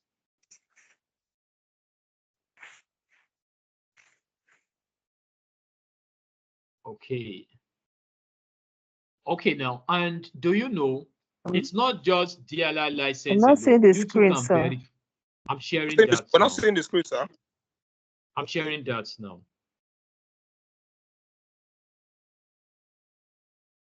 Can you see my screen? Yes, sir, now. Great. This is the school in Canada. Now, this school, this is their DLI license number. Can you see it here? Are we seeing the number? Can't see anything. No, Yes, we sir, I can't can see your see. screen. Can see your You screen, can sir. see, and it's my I network. can see, Okay, sir. okay, okay, we can see it. So can you see this school? Oh, Yeah, so this is their license number. And you can click here to verify. You don't have to be in the dark. Let's copy it.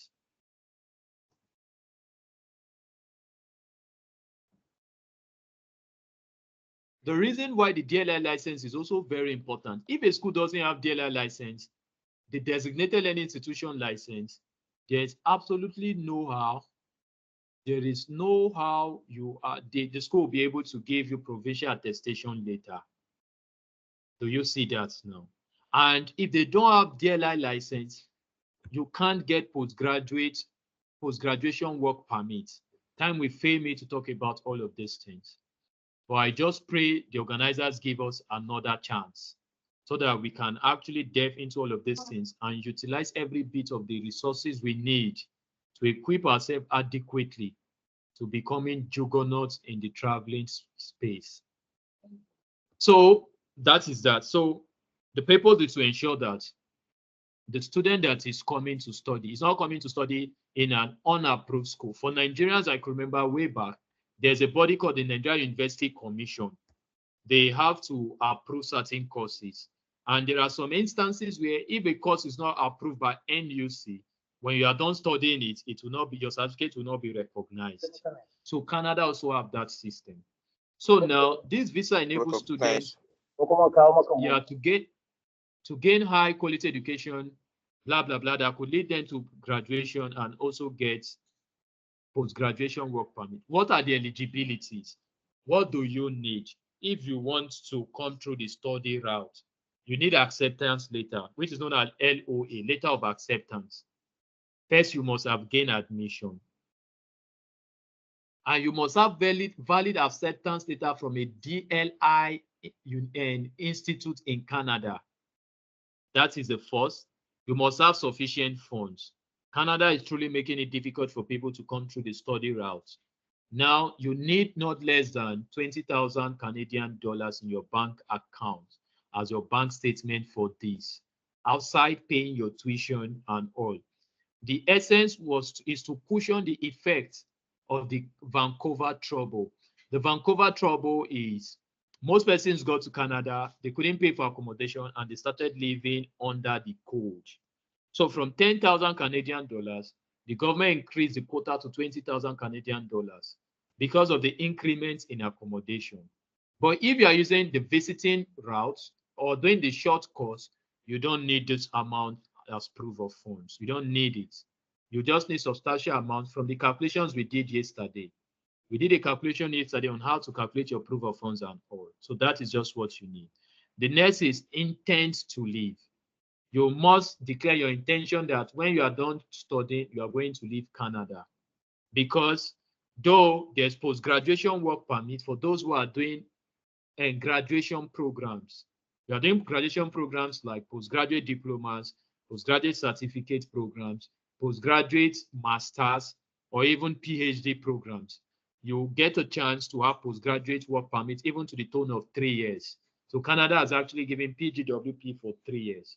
So if you come to Canada to study any postgraduate course, note the PGWP is only available to public universities or public colleges or public institutions. Private institutions can't give you PGWP as at today. Maybe policies will change tomorrow. But as at today, if you go to study from a private-owned varsity, either a postgraduate program, you are not eligible for PGWP. And in most cases, after the course of your program, it's either while you are doing your program, you get an exchange program or get a job before you finish your program. Otherwise, you might be forced to come back home. So that also should be on the know. You mustn't have any criminal record. You mustn't have any medical condition. So you, in most cases, tuberculosis tests have to be passed. So you just have to do that. Now, the next is application process. What do you need to apply? The document straight to the point. One, you need your acceptance letter from a DLI university. You need proof of financial passports and so of financial support. Remember, I said it's about 20 to 21,000 Canadian dollars. You must have that in your bank account. Then your passport and other required documents. You don't need itinerary in this one, and you don't have to buy return tickets. You don't need hotel. If you are not going to be staying in the campus, then you need proof of your accommodation. If you are not staying in the hostel, the reason why most people don't stay in the hostel is because they want to utilize the 20 hours per week offered job that is available to students to work for 20 hours per week. You might not have this comfort and luxury working, doing all of this from the confinement of the university hostel. But if you are outside, if you want to stay outside, you must first show them the proof of your accommodation. So you must have paid for at least a minimum of 3 months. Most cases, you could be lucky they'll waive it even if you pay for 1 month. So to actually cushion the effect, it's better to use the hostel than going outside to pay for accommodation, because you might be scammed in the process. You never could trust anybody online for payment. And sometimes the cost of accommodation outside might be a little bit expensive, because getting a normal condo, it might go between 600 to 800 Canadian dollars per month. So weigh your options. The next is the biometric fee, the biometric and the fee. Then while you are going also, you need study plan. So what is your study plan? You need statement of purpose, your SOP, explaining why you want to study in Canada and why you chose the school that you want to go and study.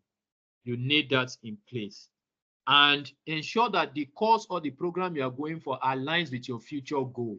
For instance, you are writing an SOP that at the end of your course, you intend to start a business as an entrepreneur, and the course you are going for is medicine related. That might not work. You get that now.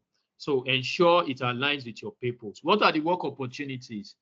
You have on-campus work. Students can work on campus without a separate work permit. So when you are staying on campus, you can still work. For those who are staying inside campus, you don't need work permit to work. But don't forget, you only have 20 hours per week. If you are caught working beyond 20 hours, you might get a fine. For those who are staying off campus, you can work up to 20 hours per week during your academic sections. And when you're on break, you can work 40 hours, especially during summer or winter holidays. So when you're on break, maybe because most of the programs are 4 months. So at the end of the, in a year, 4 months each. So you have to do a section is two semesters as it seems. So for 4 months, so in between you have 2 months on break for break and holidays and all. You can decide to work when you are during your scheduled break period. You can work 40 hours. But when you are studying, when you are still in class, 20 hours. Let's not bridge it so that we don't get into trouble. So, and they also have cohort programs. Cohort programs are like, in the Nigerian academic system, are like intern or the IT, the industrial training. So that is what it's called, the cohort. So most times for some courses, you have to do cohort programs. Mandatory work placement. So you have to go and do cohort.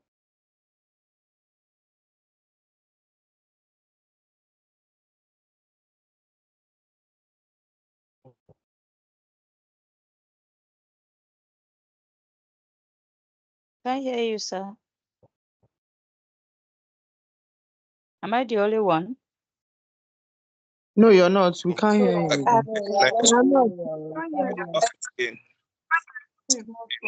can't hear you. It's network. We can't hear you. Maybe it's network. I can't hear you.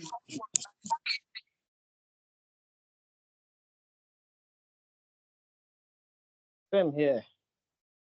Network. Yes, me. Sorry, I'm back. It's back, yeah. You're welcome, sir. You're welcome. Yeah, I'm back. Okay, great. Yeah, thanks. Welcome, sir. So, just like what I was saying, thank you so much, ma'am. You can only get post-graduation work permits only for graduate programs. For instance, you want to send your younger child to Canada to study. If he's coming to do undergraduate programs, at the end of his program, he will be made to come back to Nigeria.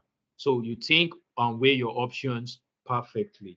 But if you are sending your undergraduate child or client to come study a graduate program, either postgraduate, either graduate diplomas, graduate certificate programs, masters, postgraduate diplomas, postgraduate programs, name it, baccalaureate programs, name it, MSc, then they are eligible for postgraduate work permits if the DLI varsity is a public owned or a government owned.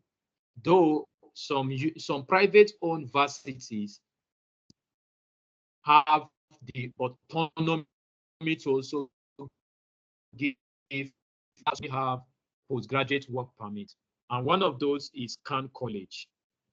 So studying in Khan College avails you the opportunity. If you study in Khan College, though it's a privately owned, but people who study their graduate programs can actually get to have a postgraduate work permit. We have gotten a whole lot of clients who have come to this school, if you can see my screen, who are studying in this school. Do you see that now? So, and getting admission in Khan College is very easy. And there are courses you will do, you don't need PAL. Sharing. So, yeah, is my screen visible? No. Your no. screen is no longer visible. I can't see your screen. Okay, let me show my screen. Yes, I have a question. Okay, now. Okay, Yeah, I think I'll be really- rounding up shortly. Can I go ahead? Yes. Okay, just avail me a short time. Once we are done, Okay. there'll be room for questions. Everybody will ask their questions. All right. All right. Okay, now, for instance, this is Khan College.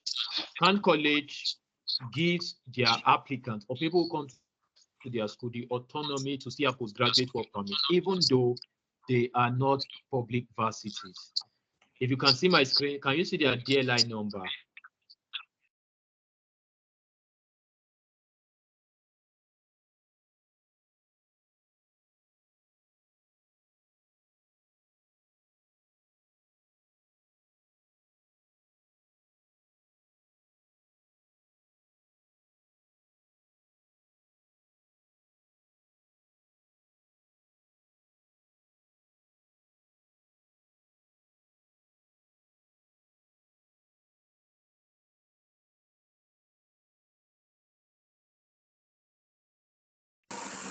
Am I the only one that can't hear anything? Please unmute yourself, No, you're not. sir. No, you're not. I can't hear. You're not. He has gone off Oh. again. His network Hello, is sir. terrible We can't today. hear you. Oh, today's one is. The network is quite terrible. Yeah, sorry. The network is Okay. very terrible and very Yeah, bad. can you see my screen now? You can see my screen Yes, now. sir. We can see it, sir. Yes, sir. yes. Okay, Yes, now. Yes, sir, we can I was talking about, great. I was talking about Khan College.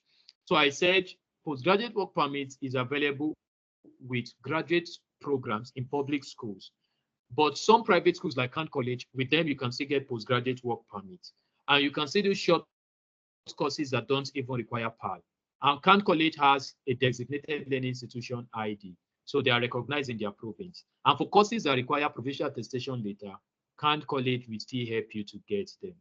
Isn't that exciting?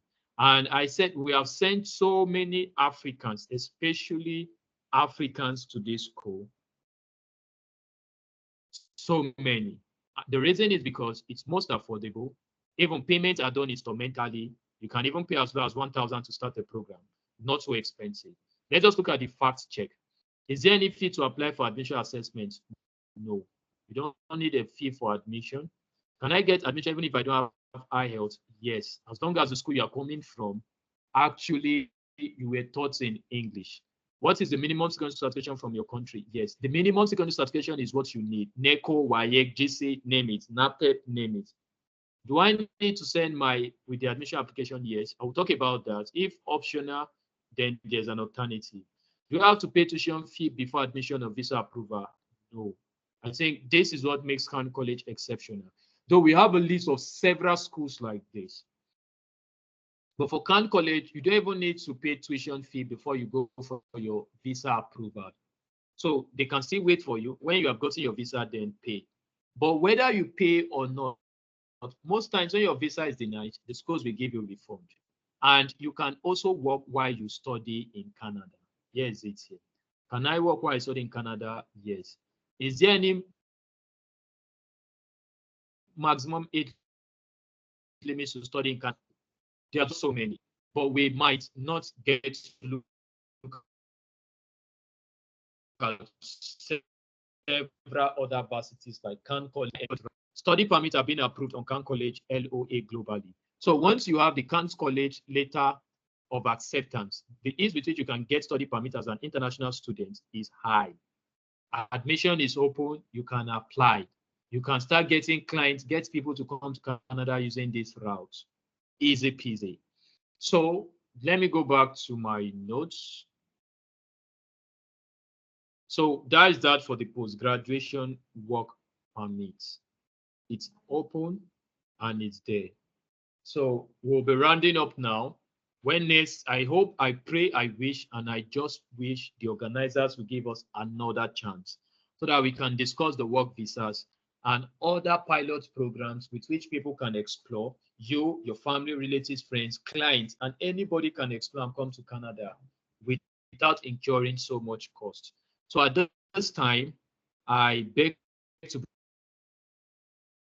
and have the floor open to questions. Right. Okay, Can I sir. go ahead, sir? Thank you. Thank you very much. No, please let him pick the questions one after the other. If he calls your name, then you unmute yourself and ask your question. Please, everybody mute yourself, please, so that we can be organized. Thank you very much for that. So please, Mr. Wells, Yesterday we raised just hand pick the up. The person. recovery When you call the person, let him ask his question. If your mic is not muted, please, it's not correct. Mute your Okay. mics until you are called. Thank you. Hello, sir. Are you with Okay, us? great. First person here is Pastor Ife. So good. Yeah, I am. Can you guys hear me? Yes, we can, sir. Are you guys hearing me? Yes, we can We hear you. Okay, great. So Yes, we can hear you. the first person here is Pastor Ife. So Pastor Ife, you can ask your question so that you get answers.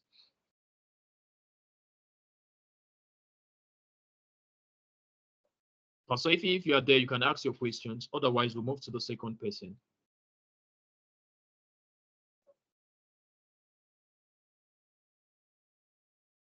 Okay, let's go to the second. Let's move to the next person. Okay. Yeah, the next person is Temitope. Mr. Bashiru, please, can you help us mute your mic? All right. Good evening, everyone. Thank you, Mr. Facilitator. Please, my question goes straight to when you were talking about sending your daughter or your child as for undergraduate school, and then it's compulsory that as soon as they are done, they needed to return back to Nigeria. So I want to ask, while they are about to round off their program, can they apply for like postgraduate program that will now make them eligible for this CR at the end of the day? Okay. Now, thanks so much to that question. Remember, postgraduate simply means the person has completed at least the undergraduate phase, because he has completed the post-high school phase, because that is where all of this comes from. So if the child has not graduated or completed his undergraduate program, there's absolutely no way he or she can apply for postgraduate program. But in the case where the child is done, maybe the child can still do exchange programs. If the child is able to get job, fine, he or she will still using his or her work permit.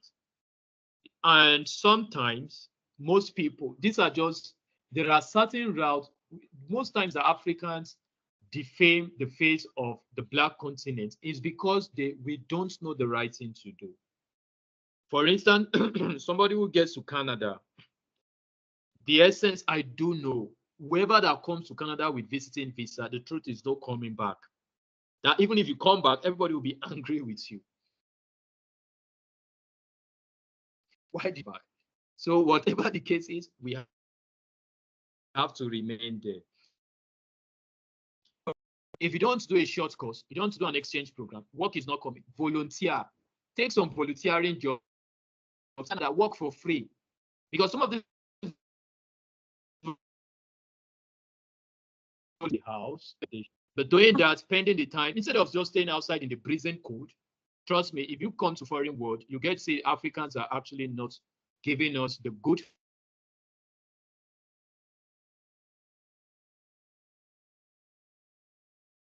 face.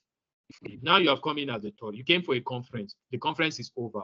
Okay, you have 6 months. No job is coming. Instead of just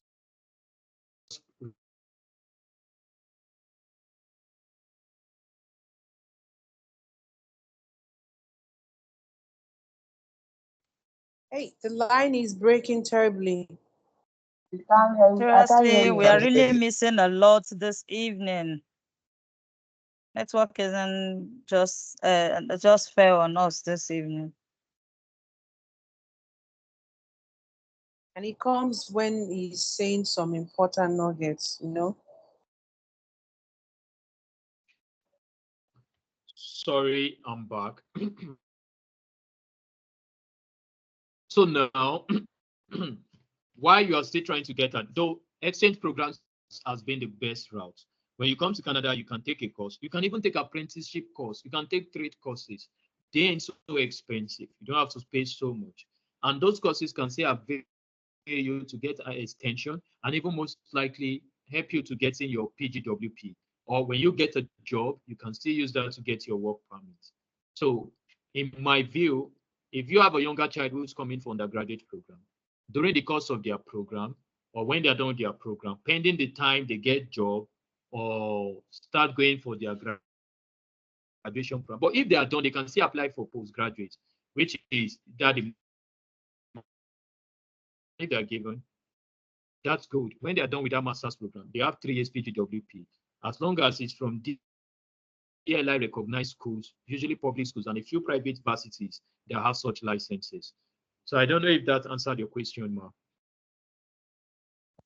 Yes, I'm okay, sir. Thank you. Oh, okay, great. So the next on the list is Mrs. Joy. Okay, sir. I think let's do it this way. Let everybody ask his question. You write the questions down. Then once they are done, you mute. Because as it is now, a lot of hands are coming. Now one question is generating another.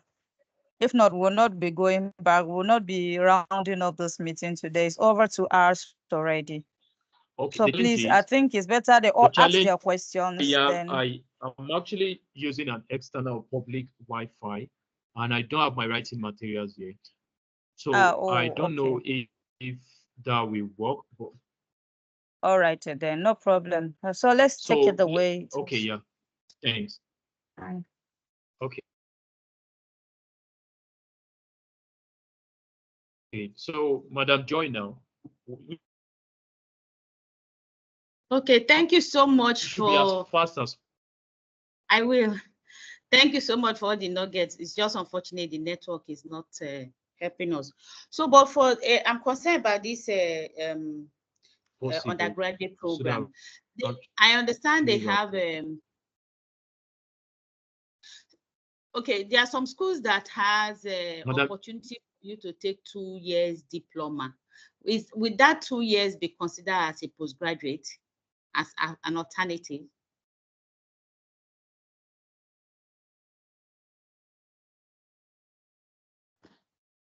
Hello?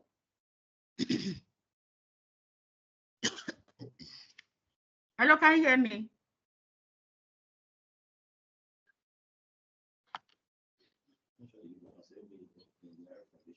Hello? Yeah, I can. Yeah, like engineering foundation, that is 2 years.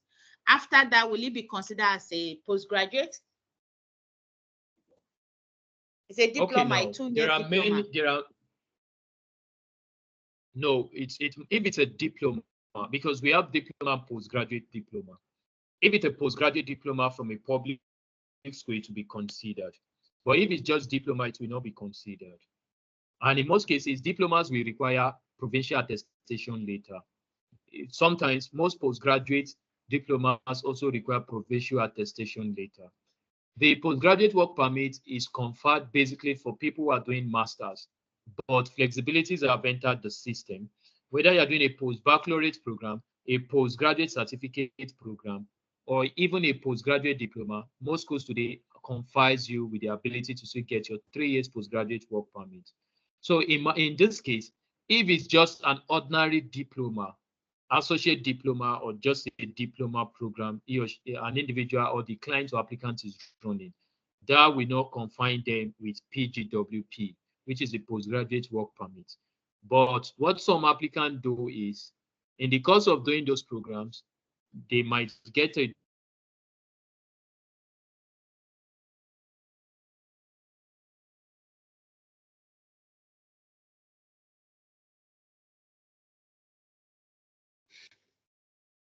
Hello? Wow, for the network today. My God. It's so I late. appeal When to Network you the is terrible organizers. today. We have to appeal to the organizers I to help us. think For this, it's because of he's not really at home. He's still in church. So he's using the network in the church to do this. And that's what is making us to have these difficulties. Are you back, sir? Networking abroad is a good one now.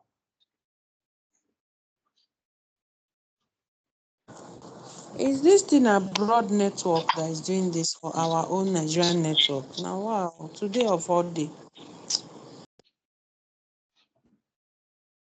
Okay, now I'm back now. Okay. Okay, now, You're so back home Madam now. Joy, now, if it's a no, if it's a diploma program, you can't gain access. You can't. But if it's postgraduate, you can. But ensure you check up with the schools. And sometimes some of the schools will not list it on their websites. That is why you are a consultant or you are a professional in the field. You are to give the best advice by digging deep into information, hunting, and resource gathering to ensure that you provide the best of the best to your client or intending applicant. So I don't know if that answers your question.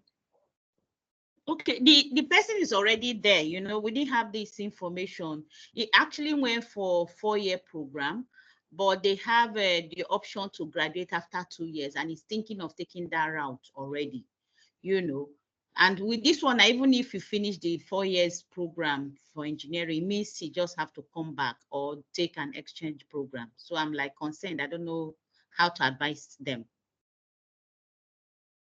Okay, I think the candidate advice at the time, using the current policies, is when he's done with his program, he should get an exchange program. Okay. Or if he's lucky enough to get a job, it's fine. But getting a job might not be so easy, so he should just get an exchange program. That will give him a better chance to actually compete favorably for the PR. Okay. Okay, can they do training like all these skills acquisition you mentioned? Would it be like an exchange program? Yeah, exchange programs include trade, short courses, postgraduate programs. Any program in any Canadian DLI institute is an exchange program. So why it's called exchange is because you came in to do A, B, C. But now you don't want to do ABC anymore. You are doing XYZ. So it's called an exchange program. Okay. And that he can do even before graduating for the 4 years. Yeah, but in order for him not to waste chances, let him graduate for the 4 years before doing an exchange program. Because if he's doing an exchange program, all of the effort and resources put in so far will be lost. So that will not speak well of the resources and value. Okay. Thank you. Can I have the opportunity to ask my question since yesterday, please? Okay, it should be Thank you. said that he has utilized it and he has graduated before.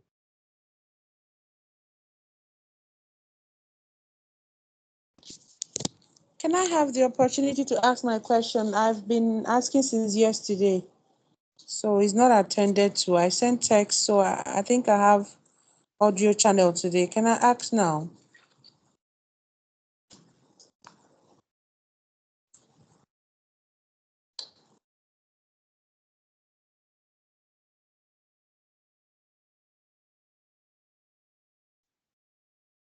Okay, is this Mr. Felix? I'm here, sir. Can you hear me, sir? Yeah, I can. Okay, so I should go ahead with my question, sir. Okay. Yes, you can. Okay, thank you very much, sir. Because of time, I just want to know, now that I have had a first experience where I was denied this TRV, and I intend to take advantage of this training, this learning, to handle it myself. Because some of the things you mentioned here, they were never demanded or requested from me by the agent. So now it is obvious that that was why there was a denial. So now, what am I supposed to request from the agent? Is it just the login details to enable me have access to the platform, and then edit the whole thing to now have my own, to take charge of the platform and then handle it myself? Or are there other things I should ask or request from the agent so that I can take full control of my own request?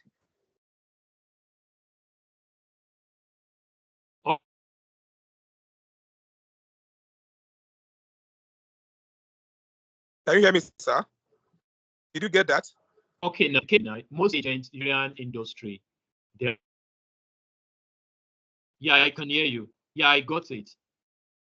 Can you hear me too? Yes, I can hear you now, sir. Me? Yes, I can hear you now, sir. Okay, now what I'm saying is, yeah, great. Reach out to the agent, ask him to give you access. You can add other people to your account. Let's assume he created the account. He can still add other persons to his account. Just like a Facebook page or group where you can have other admins and other people to manage it. So all you need to do as one of the people who can actually have access to the account, and you gain access to your information and do the right thing. The reason is you can't actually start creating multiple accounts because you have your information on their database already. And you can't actually tell what information your agents use. Maybe the agent did not get to provide adequate or yes, your information. So that will still jeopardize your chances and might even lead to a ban. So it's expected politely reach out to your agent the best way you can. Help make. I can't hear you again, sir. Hey, God. Hello?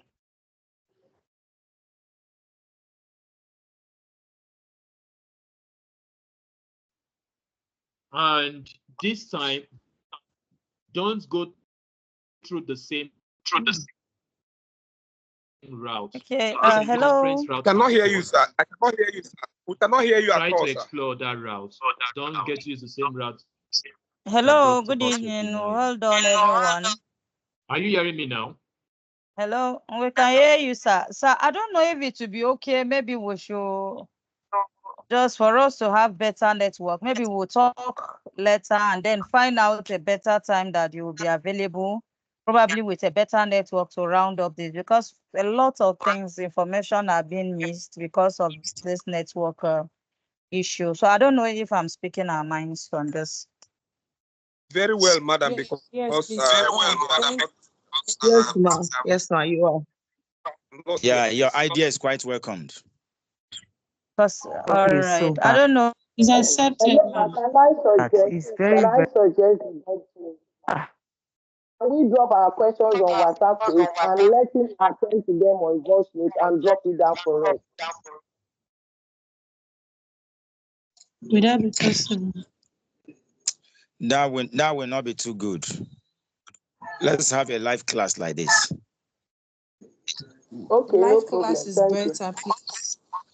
That's a good suggestion. Live A class live is class better. is To answer better. the question. We'll be able to You never analyze know how well. network will turn out. The network is because it's not home. It's because it's using Wi-Fi outside. If it's home, it's better.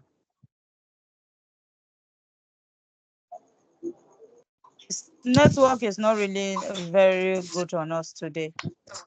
So I'll just permit me to get back to him, and then let's see how we can have this done.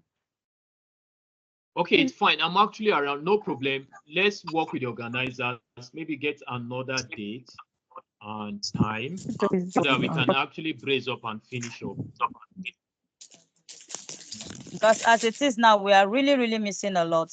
Even the questions that have been asked, we are not getting the responses very well. I have a very pressing question too. Yes. So please, so that you don't forget your question, you can just write them down so that you don't forget. I'm going to communicate a date. I know we are supposed to round up this today. It's also going to tell on us too, because it's not part of our budget, but things happen. So I think we'll just get another day when you will be available. Then we'll just fix up this meeting and we'll be done with it. Okay, that'll be fine. That'll That's be okay fine, by ma'am. me too. All right. Thank you so much, everyone. Thank you. All right. Thank you so much, And Mr. Wells. God bless you. Thank you. all right. Thank you, sorry, very well, Mr. Wells. That we'll have to call you back again on Yeah, this. thanks so much, please. Madam Doctor. Thank you, Okay, sir. it's fine. It's okay. All right. So the date will be communicated to us in our different classes. And in case you have any pressing question that needs its urgent attention, just drop it in your group. We will get your response to you. Okay. All right. Okay. So let's call it a night. All right. Good night, everyone. Good night, All right, sir. thank Good you. night, Yeah, ma'am. good night, but we'll need his contact, We'll need his contact. Thank you, madam. This is an all-important class. We need everything we can get here, please. We promised to talk about the insurance tonight. The time, don't know if we can get extended tomorrow for now.